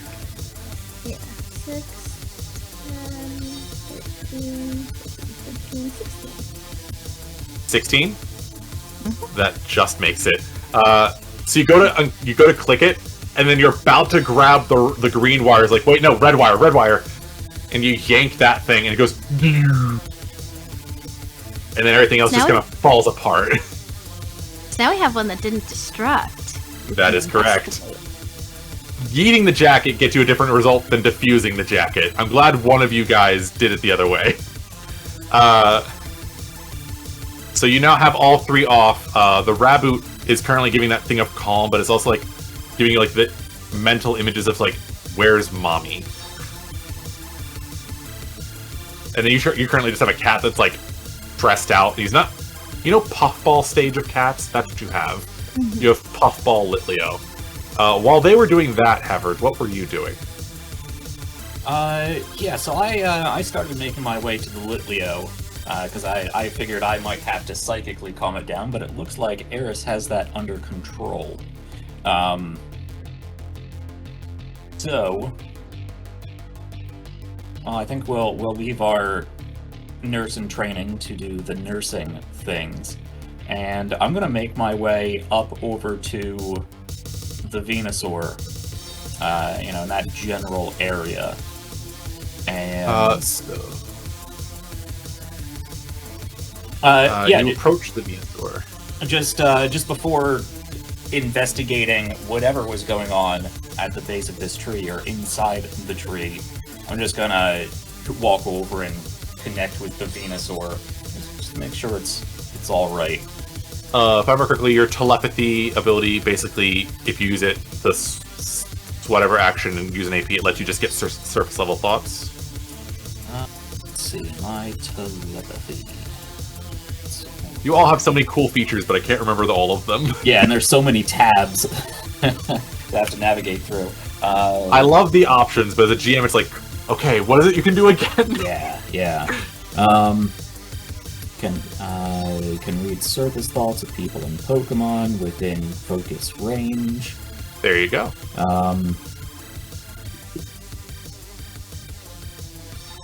I think I can probe deeper, but I definitely get it on the surface. So currently the surface level thoughts you're kind of getting are like, oh, that burns. And they got special stone. No. Now sleepy. And you kind of see him like shift a little bit. And it almost sounds kind of like those tree branches in the wind that just kind of like crickle and crack for a second. One hidey hole. And as you're kind of listening, you also, weirdly enough, can you give me a focus check? Out of curiosity. Yeah, I believe I'm kind of good at that. Kind of. Not for digging deeper. Just if you want to dig deeper, you can. This is just for something slightly related. That's a 21. Well, dang, that was higher than I needed, so you get extra stuff. You're getting his thoughts, but in a weird way, you're also feeling the trees. You're getting like the sensations of like a breeze going through these arbors over here. You can feel the feeling of a tree that's currently got like it's currently got an onyx that's just like nestled up underneath it and is currently rubbing against the roots and making it raw. You kind of got like this feeling of like this one over here has got like a beetle infestation and it really doesn't like it. This Venusaur is connected to everything else around it. Okay. Yeah, with that, I am going to switch my Absol out for my Abra. Ronnie, good job. You deserve a rest. Come on, Psycho, we have some investigating to do. And with that, I'm going to start taking out all of my little gizmos and gadgets, which ranges, again, from, little bone totems all the way up to highly technological EMF readers and all that. And I think Abra and I are just going to psychically sweep over this area and see if we can... priority is trying to figure out what this stone was, or what it might be used for. I don't know if any sort of psychic or ghostly or paranormal... I do believe you're able to pick up some Yeah, my... Out of curiosity, do you turn on the EMF reader? Yeah, I would. I'm gonna turn on a whole bunch of gadgets. Hey, Kimi, where's that egg from before? It's in Bubbles' pouch. Bubbles is out, just as like, I know I don't get called in until I gotta slap something. So Bubbles' pouch begins to like jerk and shake a little bit. as soon as this EMF reader is turned on, like, I imagine you kind of have like one of those ones where like it has a little sensor bars, kind of very Ghostbustery with like little things. As soon as you turn that on, this egg begins to like violently shake in this pouch, and you kind of see like a little bit of a glow start happening when like the reader kind of points in its direction. I think it's a little ahead of schedule.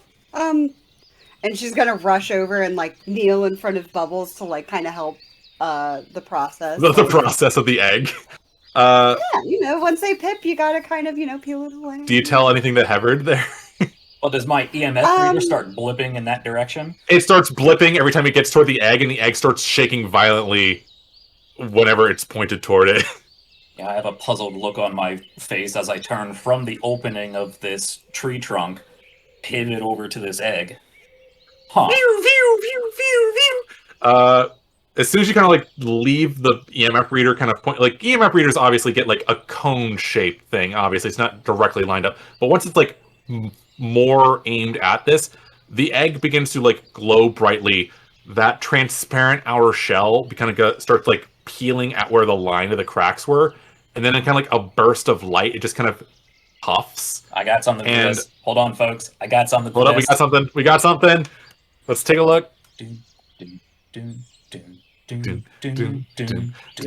I love it.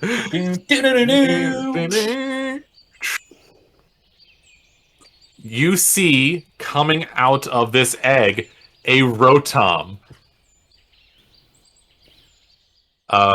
It bursts out with like almost a spider web of electricity kind of shaking around it, and it immediately like looks at all of you guys and then rushes over in like almost like an electrical trail and just snuggles up to this EMF reader and starts nuzzling it. Oh, that's odd. Yeah, the reader is like screaming at you, like ghost activity, ghost activity. I'm gonna turn this down.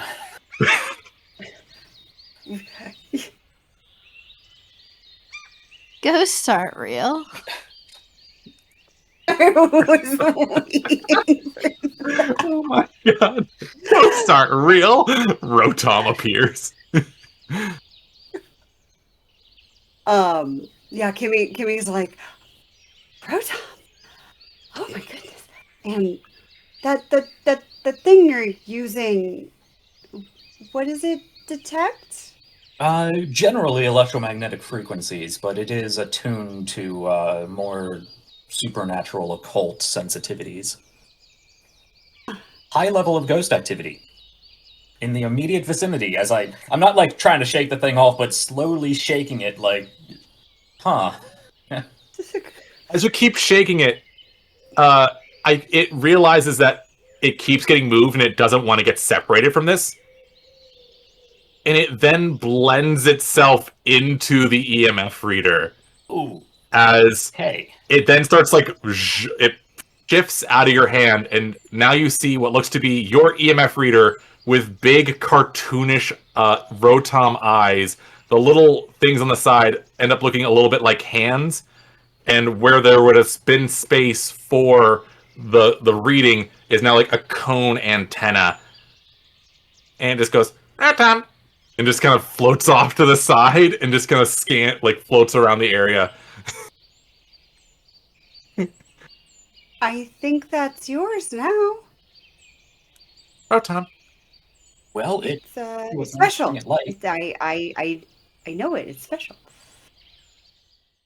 well, my commendations on an excellent rearing of this egg.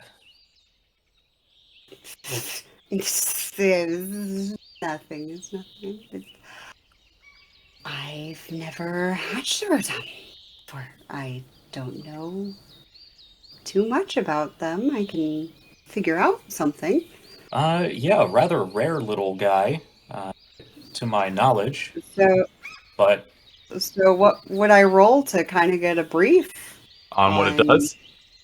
Yeah. I have one other question for you. Crush is still out and you're channeling him, correct? Because you're allowed to channel up to your rank, correct? Yeah. While Crush watches as like, Oh, wait, sorry. I have to remember his voice. Whoa. Like, we can do that? One sec. And, like, he takes his 2 flippers up to his head, and he just starts glowing white. As, unless somebody interrupts him, he turns into Brion. And then he just kind of goes, whoa. Radical, man. Good job, Crush. That's awesome. 5. I like my frills. And he just kind of like rubs the little frilly bits on his side. You're so pretty.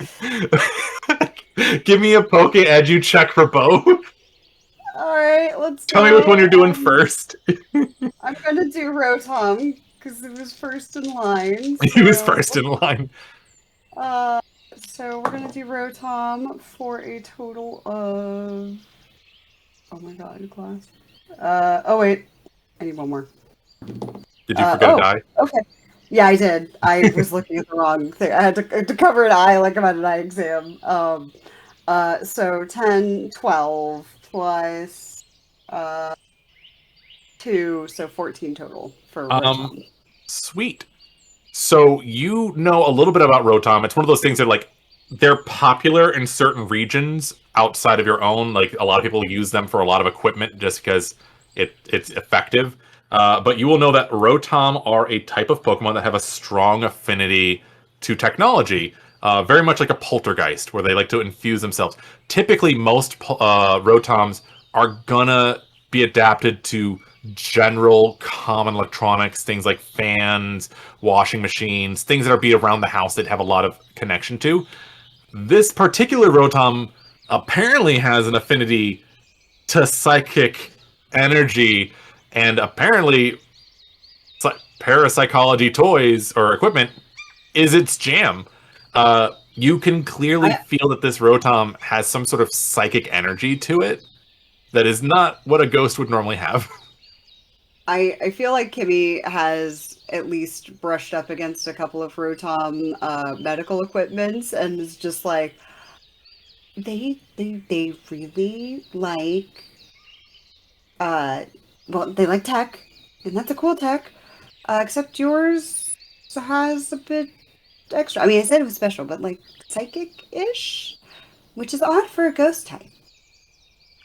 So in this form, you have the feeling that it is an electric psychic type.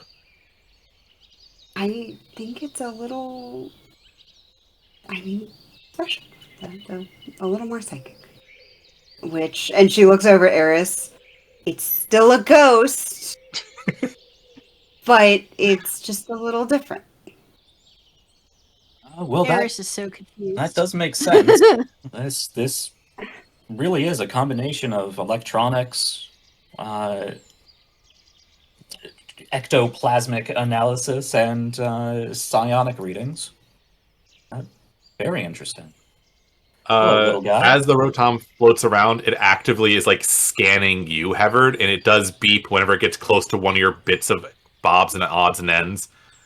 It does go over to scan Eris as well. Beep, beep, beep, beep, beep, beep. It just kind of floats around you and doesn't really get much of a reading. Eris is just now questioning. It's like, did I have too much candy earlier? Like, Candytopia was asking fine. that now. This situation is like, something's wrong. Something's off. This is weird. Trips balls for the better part of the afternoon, and now is when she starts to question. Whoa. This is a lot. Well, if it eases your mind any, Eris, I'm happy to say that you are not a ghost. Yeah, not. There are some other cool odds and ends on that one, but I am going to leave that one for Hevard to reveal in due time, because I think I do enjoy it when trainers get to reveal the cool things for their Pokemon. But yes, you now have a Rotom with an affinity to an EMF reader. You have EMF reader Rotom, or as I prefer to call it, Spirit Box Rotom. All right. There you go. And then I'm going to go ahead and roll for Brion. Like, dude, I'm pretty. You're so pretty, and that's a 12 for Brion. That's a 12? So you do have a Brion who, due to his calm nature didn't realize that he could have evolved. He was over the typical level, for mechanical speak, of evolving, and just didn't realize he could do that. You are doing amazing, stupendous. I am so proud of you for discovering this about yourself. She's just praising the Briode now, and just kind of doing like the the dog on the snout. Yep. Here's For your convenience, you just got to put Brione onto your Pokemon sheet. It'll do all the math for you. It doesn't have any changes to its moves, but its abilities will, or its other stuff will change. And I think it just goes like, "Brah, thanks, mom," and then just like chills as you're rubbing its face. Because as we all know, seals are just the dogs of the sea. They're just sea puppies. They're just sea puppies. And she's gonna do a little boop on the nose before standing back up. It makes a little honk sound, which you're surprised it does. Oh my god, it honks. Pulls out a notebook. I do Right, that, that's and then it doesn't make the sound. Don't be distracted. But yeah, so that all happens at that moment. While that's all happening, Eris, is there anything in particular that you're doing as these people are currently checking in on all these bits and bobs and gear? Because you currently have what had been prior to this a self-destructing vest. Or harness, I should say. They were acting as a harness or collar, but I'm calling it a vest just because... Yeah. After shaking off the initial ghost shock, Ghosts aren't real. maybe she'll investigate it. Yeah, they're not. She'll investigate this. It's like, let me look at something that's real that I can touch and feel with my own hands. This harness. The Litleo is currently like holding on to your shoulders as you're also holding this harness. That is fine. And it just kind of like buries its chest into your shirt and just doesn't let go. So you just have a 30-pound Litleo holding it. Go ahead. What are you looking for? Or are you just kind of like doing a general purview on it? Are you looking for anything specific? Whatever it is, I want to be able to use my tech head. It's more just, I'm going to give you some general, but if you have anything specific you're going to try to find out, I'm going to... Specific things give you more specific information, if that makes sense. That's how I tend to do it. Yeah. I don't even know what I would want to know. In that case, you're just doing like a general, like, how does this work kind of thing, right? Yeah. All right, this is, okay, so go ahead and give me a tech check. We'll give you like a general, like, sussing out how this works kind of thing. 14, 15, 16, 17. Dang, you guys be rolling high today. Okay. 5d6. Yep. The DC for like a general thing on this was going to be a 13, so you got 17, which is 5 above, 5, 6, 7. Yep. So you're going to get a little bit more than the average. This looks to be some sort of like neuro-electrical amplifier. And you don't know why you know that, but you're on the internet. You probably listened to something weird once and you just remember it. Kids these days be watching the talk ticks and all that fun stuff, hearing weird things. It looks like what this thing does is tap into the body's own electrical energy and amplify things. But the problem is it is literally pushing to be inappropriate with information because I don't quite know electricity. It is pushing too much current through a circuit and frying it. So it is actively harming the things that does use it, but it does give a power boost. And your best guess is the person that made it didn't want it going to anybody else. So it has a self-destruct in case the thing that was using it fainted or it got removed. You were able to unclick it so it couldn't do that. Unfortunately, Kimi, while saving the Pokemon, had to yeet the thing so it exploded. Not imploded, I should say. So you currently have a non-functional neuro-electrical vest. Or harness. I keep calling it a vest for some reason. It does look like the thing that makes it smoke and fry is not an explosive. It's literally just doing the same thing it would do to a thing, but to itself, where it just burns out all of its circuitry. Mm-hmm. Okay. So while you're Very doing cool. that, we're going to pop back over to Hevard, who now has a possessed EMF reader. Yeah. It winks at you, by the way, as soon as it lands back in your hand. Well, aren't you a pleasant surprise? Rotom. Very, very interesting new little guy. All right, Rotom. Rotom. I think it would be appropriate. I'm going to call you Valence. Ooh, that's a good name. I like that. All right, little buddy. Let's see if you can help us figure out what was going on here. Do you start like pointing it around? Yep. As you do so, it still does the typical beeps, but it sounds more like Rotom, Rotom, Rotom, Rotom. And the little antenna it has actually starts moving around a bit, and then you see it kind of lock in on a thing and like get a little bit longer, almost like it's directing you towards something in the crux of the tree. Okay. Yeah, I will let it lead me over there. Placed in the crevice between the tree and the rock, you see what looks to be a bit of grayish card stock. Litterbug. Pull that up.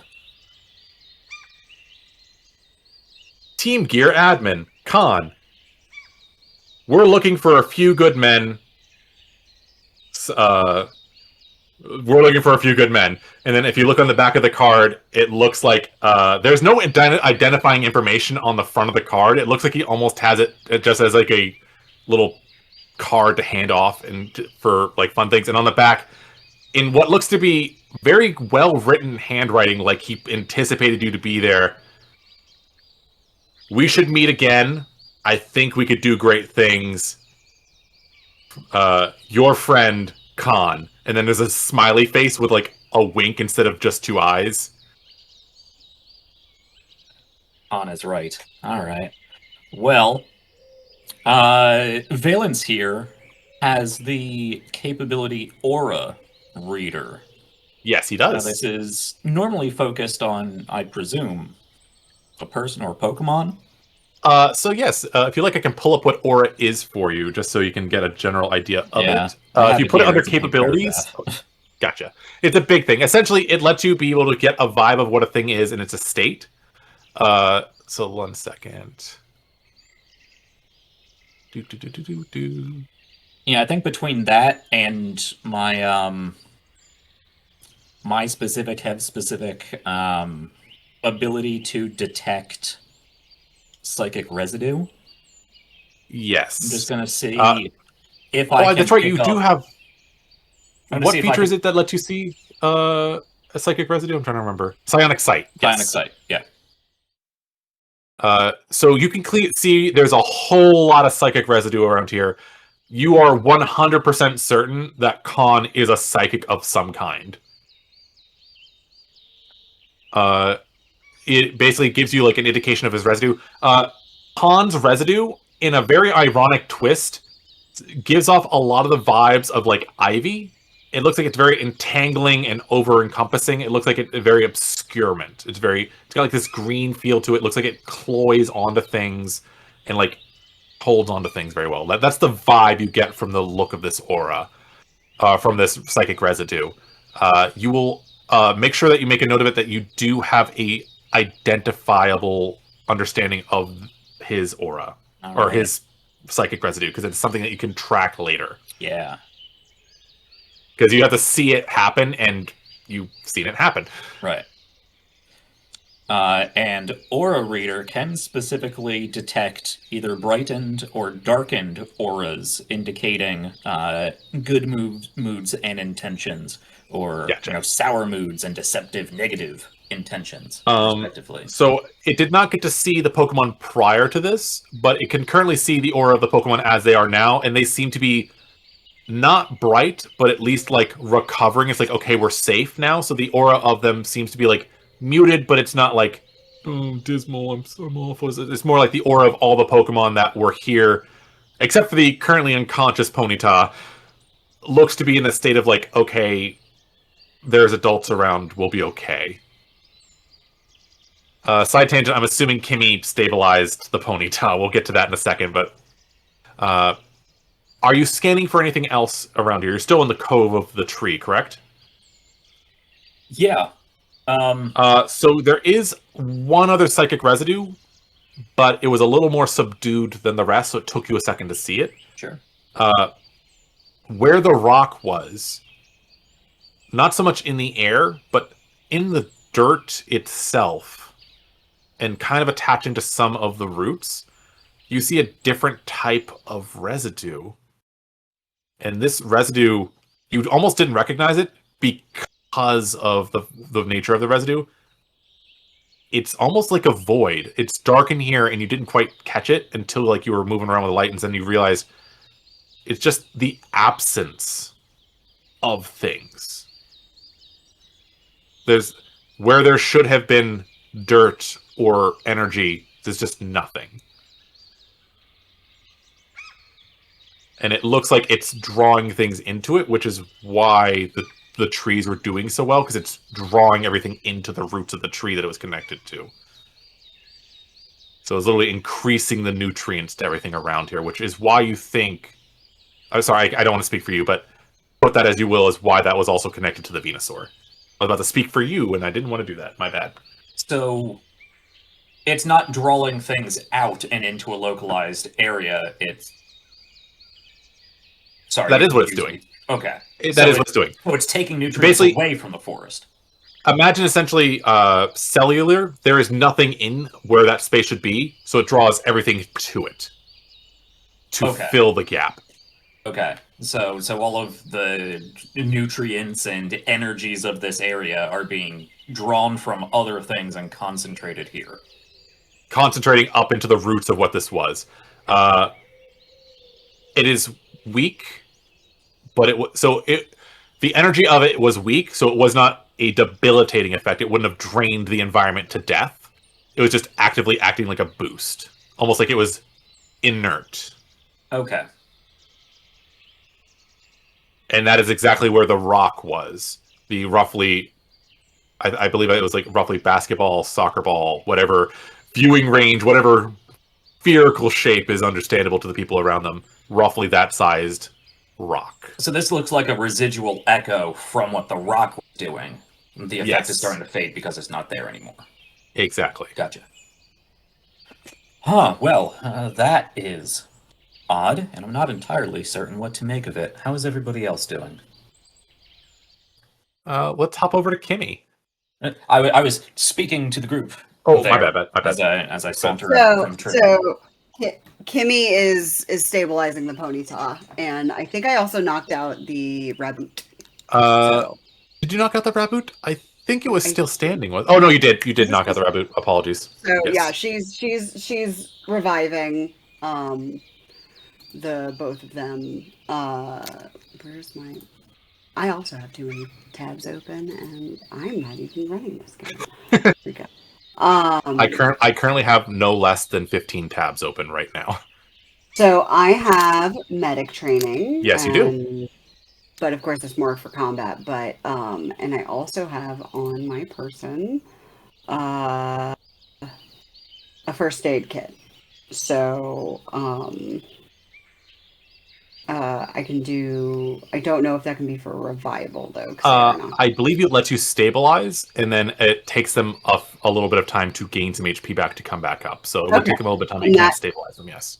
Yeah. So I've gone ahead and stabilized them both, and she's, just checking them over, like seeing if there's any residual kind of injuries or anything like that from the strange contraption she needed. I think completely unaware that Eris has one in its entirety to, submit for evidence, because I definitely just threw evidence and let it explode. So that ponytail was poisoned. I'm a doctor, not a cop. Doctor, not a cop. Damn it, Jim, I'm a doctor, not a cop. So in this game, the way things, there are two different categories of afflictions. We have persistent and volatile. Persistent is things like burned, frozen, paralysis, poisoned. Those remain until either they naturally go away or they're treated. Stuff like poisoned and such go away when it faints. So it is unconscious, and then it just kind of like dissipates through the body, so you don't have to worry about it continuously hurting itself. Mhm. What kind of evidence do you And grab? Out of curiosity here. uh, I'm going to gather pieces of, or at least what I can of the ones that I threw. And I think with like a handful of broken pieces, turns around and just sees Eris holding one that's complete in its entirety. I'm Uh, like, Yep. So the harnesses you pick up, they did not explode. Basically, just all the circuitry, all the wiring fried. So if they went to go check out the way it worked, they would just have a charred brick of a board. The one Eris has, the wiring and the boards are intact. It's just currently not connected properly. Okay, so yeah, she's like, I don't, I don't know technology. I don't know what happened. I know it's bad. Oh, you, you did, you did really well. She says to Eris, that was, you're very good at technology. Yeah, it's just your standard issue neuroelectrical harness. It's just a standard issue. My head You know. snaps to Eris with, what did she just say? Yeah, it's pretty easy. Like, looking at how the wires connect, like, it just kind of overclocks the Pokemon. You can when you take a closer look, like at certain nodes, they're like little tiny dermal needles that look like they might extend once they hit flesh. When you took it off, it retracted. I think that would be the bit that Kimi does clock is the subcutaneous stuff, being like, oh, it overclocks the Pokemon. And so I think like her and Eris would actually have something to talk about because that's something that she could know. Oh, I apologize. Did you do a med ed check on the Pokemon as well, or did you just use the kit? I forget how that works. I use the kit, but I can do a med ed. Would you, if you wouldn't mind? Apologies. There was a lot happening there, and I forgot to double check because that is part of it. So it's not stupendous, but let's see. Does it beat a 10? Let me see. I rolled too few dice again. It is a 10 plus 2. There you go. So it does beat a 10. So you won't gain anything extra off of this, but what you do realize is obviously the Pokemon are now stabilized. The poisoning is going to recede. Fortunately, the body will naturally handle those issues. What you do notice is while they aren't burned, there is like skin burns around the spots that those needles were pointed to, and it looks almost like is it Liechtenstein? I always forget how to say it. The electrical marks from lightning. I think it's like Liechtenstein marks. I can't recall. I know what you're talking about, but yeah, like the Lichtenberg figure. There we go. I was close. Yeah. I had it written in my notes, and I didn't want to have to do this and flip. I was like, I could remember it. So there is slight Lichtenberg marks where like there's just a little bit of like electrical tracing on their skin. It's very minute. If you hadn't have seen it, it would have been harder for you to notice. It was a 10 because you'd seen the vast and you just clocked the needles. So it's very clear that it was draining and pushing electricity at the same time. Basically like alternating current it. Yeah, Kimmy's like, investigate. She's looking at that, looking at the injuries, and just is like, so sometimes we'll use electric currents to help stimulate atrophied muscles, and this looks like it's that. But when the muscles aren't atrophied, that's these poor things. And she's going to, I'm just gonna assume she has some snacks and just kind of. Your chef, you have snack ingredients. Yeah. So she's gonna leave them some snacks and be like, I would love to stay here until they regain consciousness, but we should probably figure out where he went. I will give you one thing just in case you forget. These are not wild Pokemon. Oh, there's somebody's Pokemon. Sorry, you did see that prior and you probably forgot, and that's why I wanted to remind you, but these are not wild Pokemon. I can't put them in Pokeballs if they're not. You cannot because they're somebody else's Pokemon, yes. But if you tell Lee... Oh, she's gonna turn and... Yeah, we've been a little bit busy, but Lee is currently there going, like, with a phone, like, taking photos and, like, texting a little bit. It's like... These are not wild Pokemon. They have owners. They were in the town and taken. Wait, really? I most certainly can't carry a ponytail back to. 1 second. Let me see if I can find something. 1 second. Rosalia, could you do me a favor? Like, is there anybody around here, bud? If you could just, like, find me somebody big, and, like, Rosalia just kind of, like, walks over to a tree, and that onyx I mentioned earlier, they kind of, like sit around the tree and, like, put some roots down to aggravate the onyx. And once it comes up, they're going to take out what looks to be a Beyblade and launch off their spinner and try to get the onyx to help them carry the Pokemon back. So he uses friendship loops, and now the onyx is willing to assist.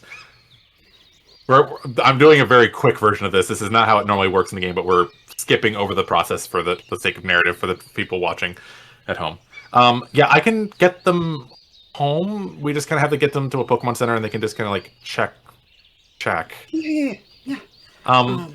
So, like, is the purple tentacle thing a thing he does a lot? I don't know. Because that was weird, right? Like, I know I do stuff, but like that's weird, right? You would not believe the day I had. I don't question much now. Honestly, fair. I'm gonna airdrop you my connection, and they're just gonna like send you like basically Lee with like a photo shows up, and the image of the person on the phone very much now looks less terrified than the person that's in front of you. I gotta get back. You guys are cool. I'll talk to you later. And then they just kind of like onyx and just kind of like undulates away with an unconscious Ponyta and a Raboot on its back. And there's just a little Litleo. It's like I let go, and it's just like currently attached. Let I mean, are And we then going back to town anyway? I don't know what you guys are doing currently, but Lee is currently like, I gotta go. I'll take care of these guys. Oh, okay. So you guys can do what you like. I don't know if you guys still want to explore the area, if there's anything else you want to do. The Venusaur looks like it's currently like once Hevard kind of like leaves the cubby area underneath the tree, it's very much like a hollowed out space. Once Hevard leaves that space, the Venusaur kind of just backs back up into it, almost very much like a frog would do in like a little muddy hole. Yeah, I'm just gonna pat its gigantic snoot and telepathically, it's all right, big guy. We got this. We're gonna take care of this. You just rest. I'm gonna miss the rock. We'll get It you really up. made this a lot easier. I don't know how I'm gonna help the forest now. How do I help my grandkids? And then he just kind of like lays down, and like, you know that thing where like a pet finally like fully relaxes and he just kind of thumps. He kind of thumps and he just kind of goes to sleep. He is injured, but he is not like dying. Is that I don't know how to convey this better. It's like he's currently like, I'm gonna take a power nap. Yeah, just gonna sleep it off. And then like his leaves on his big thing kind of like droop a little bit, and he just kind of sits there and he just starts snoring very loudly. Well, Kimi, he seems more or less all right, but that is one stressed out Venusaur. I understand completely. Out of curiosity, just because I don't know, we have been doing a lot of back and forth. Did you dig any deeper, Hevard, out of curiosity? Into the Venusaur? Yes. Into its mind?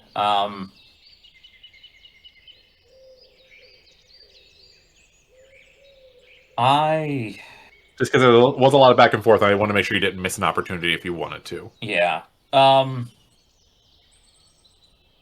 No, I'm not going to. I think we got what we need here. This might be a location we come back to later, if it becomes relevant. But Hev does try to keep his more invasive mind probing to a minimum. There's some privacy and consent issues there. No worries. You will have the aura reader from your I believe you called him Valence, which if I remember correctly, what Valence is, that is a very good reference. They did not have any psychic ability, so there is no psychic residue for you on that one. You do know that they are called the Grandpa of the Forest. That is what they call themselves. Okay. It's now up to you guys. There was a lot that went on there. There's a lot that you guys probably need to remember and work on, but yeah. You have now officially met Team Admin Khan. C-O-N. Well, I've done a preliminary scan of the area. There is a lot of residue around, which signifies that this was obviously a very planned, deliberate attack, but I may need to, I should have a bead on where he's going between myself and Ronnie. We should be able to track him down. What's going on with these restraints? They're making the Pokemon push themselves. It makes them very uncomfortable, and it causes injuries. That looks to be their MO. That and their boombox thing they had earlier. Complete disregard for the well-being, and it's on site. I think Bubbles might have to let them know what's what. Bubbles just Chansey behind her. it's very hard for Chansey to convey ire, so they just kind of do. What? I don't remember if Chansey has eyebrows. They do not. If you allow me a moment of funniness to this, I think Chansey reaches into their little belly pouch, pulls out a marker, and puts 2 angry eyebrows on.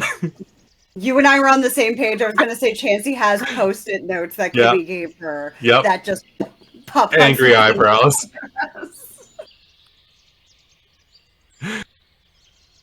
Bubbles and I would like to talk with them. Possibly violently.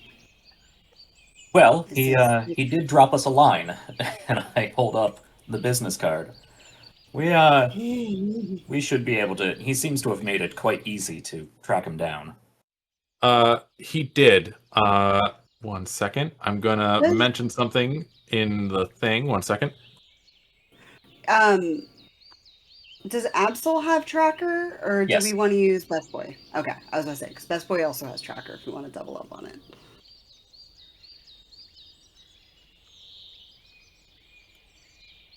I expected Abra to help me with the psionic investigation, but the surprise Rotom handled that pretty well.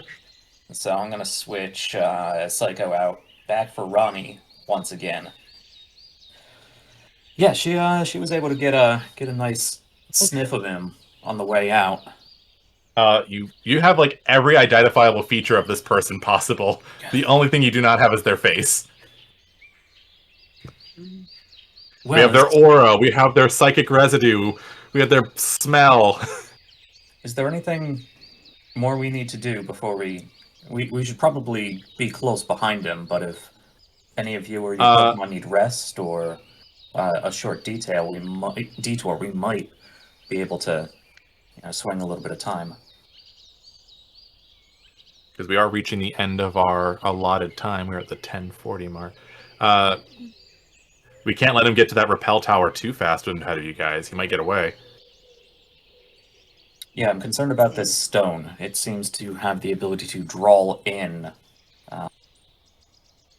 Well, I don't love that. It would require more, laboratory stable tests, but it seems to be drawing in something, life, energy, nutrients, perhaps even those big psionic amplified rappel towers that are huge and cover miles. Cool, love that. That's great. I'm going to take the other half of my Xanax now. We're now at 1 full Xanax. Where's the Toxel? Maybe I just to take the edge off. Just to take the edge off. I need to look at that Toxel. Yeah, sure. Grad school's killer. Let me just bump Toxel real quick. Just a quick bump of Toxel. Just a... Oh god. Please don't make me have to invent drugs for this game. This would be like the 3rd game I've had to invent drugs for that wouldn't be appropriate. Please don't do this. If I had a nickel for every time that I played the healer character who dipped into her own stash. You guys are gonna realize that there's like a club drug called Toxel, and it just makes you like feel like you just see sound or something. I've had those days. Oh boy. Coffee and Red Bull mixed together. But unless there's anything else you guys wanted to do, I think we're at the point where we get to do our goodbyes. We're at the 15-minute mark for 11 o'clock. So with that, I'm hoping all the players and all the viewers got to enjoy my no good, bad, evil, horrible young man. I'm hoping I did a good job. If you didn't hate him, I didn't make him awful enough. Big stupid jerk face. Big stupid jerk face. So I think I want to have us all be able to do our little outros and goodbyes and stuff. Well, I think we should probably start with Eris, who got that such a great shot on his hand. Honestly, if you had done more damage and got him to an injury, I was going to make it so that he might not have been able to get the balloon out. You were very close. It was so close. That was my intention with that, like trying to get him to stop taking it. But it is this. Behind the scenes, I literally had a thing for how much damage it would have taken for him to not be able to do it, and you were just shy. I feel bad, but you did try, and you were very close. No, that's fine. You got this. So it was still very effective. It was very effective. So I think we're going to do the goodbye stuff. So we're going to start with Eris. Where can we find you? Who you are? Who dis? New phone. I'm Melissa or Honeybee. I have a Linktree. Linktree/Honeybee can read. I'm also part of another Pokemon TTRPG called Dunsparce and Drampa. It's available anywhere you get podcasts, and I think it's also on YouTube. Didn't you guys just start a new season? We did start a new season called Dunsparce and Drampa Harmony. And this is Harmony Road, so a lot of harmony happening in my life. A lot of harmony. So you guys should definitely check them out. Just don't compare us, please. Next up, I think I'm going to jump us over to... Wait, shit, I got to point this way if I'm going to be pointing the right direction. Siobhan. Hi, I'm Siobhan or Shiv. I can be found at Dr. Bubbles PhD on just about anything that has a screen name. Because I jump in first and make sure I have it. And I actually will be streaming for Hope Miss with Sword and Key this Friday. I will be playing a game called Persona, which is new to me, and you guys get to see me play Dr. Eva Fury. And we are raising funds for Project Hope, so if you feel like giving a little bit to charity in this holiday season, I would appreciate it. I'm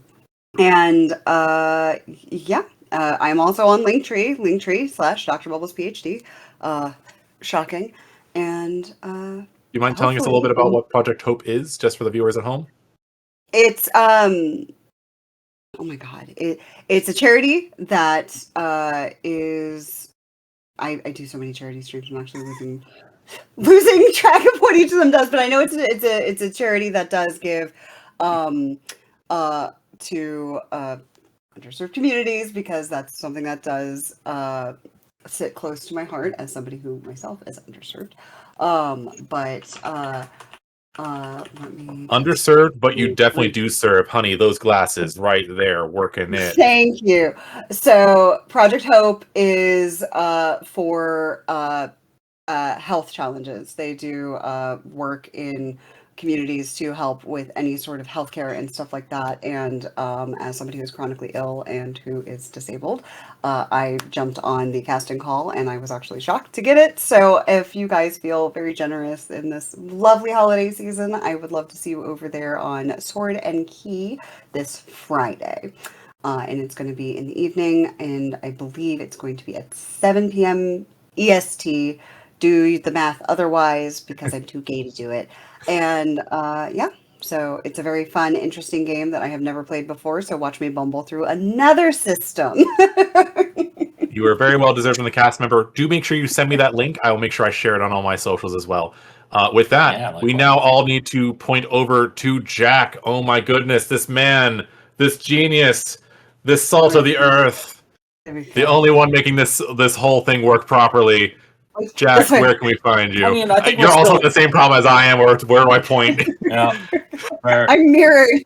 I'm mirrored in the future. I think we're still a Discord card. a little south of properly, but we're getting there. It's running. We had no gremlins at the start of this one, except for the thing which was my own fault. So I think we're at this point now. There were a few things I had to take care of on the fly. The viewers might have seen a little jitteriness to the screen for a couple moments there, but I think we got a lot of new overlay stuff. We've caught some Snaps new for Jack. Pokemon. We've seen an egg hatch. That was real fun. I love that. Yeah, our breakfast club has come a long way in these 4 little sessions, and I am I'm very proud to be working on this with all of you guys. Rayne, a fantastic GM. Melissa, Shiv, wonderful cast members. Always fun to play with. Never know what's gonna happen. It's always a good time. But yeah, I don't need to plug much because if you're looking for me, you've already found me. So hey, how you doing? You can find more Starmetal production content over on our Twitch if you are not here already. We have this, of course, every Monday, but we are probably next Monday is probably going to be our season finale. So be sure to tell your friends about the show, have them catch up on YouTube, and come check us out for the finale because it sounds like we're going to have a lot of fun at a repel tower, which, when you boil it down, is kind of like a radio tower. And we have Eris. We do have Eris. This is going to go so well. Oh, no. Yeah. So I'm just going to throw that out there for a wish list. For We have a person that does sound stuff around a radio tower. Yep. It's almost like I planned this. Yep. All right, Eris, I hope you have an LP planned. So on that note, yes, do please join us for next session. Foregoing any sort of weird thing happening, it will be our season finale where I hope to drop lore bombs, problem bombs, maybe actual bombs. I don't know. It depends on what the players do. But on that note, my name is Rayne Grimm. I am your fabulous Fennec host. I run the channel Fennec Fables over on YouTube, where I talk about TTRPGs and do video game streaming. I do have a very large video selection based on PTU. It is one of my favorite systems, but I do talk about other systems such as Heckin' Good Doggos, Break, all these other fun things. If you like what I do, please follow me there. It really helps me out. I'm like 3 followers away from being at 800, which is a big milestone. But if you follow me there, it would mean the world to me. It would really help me out.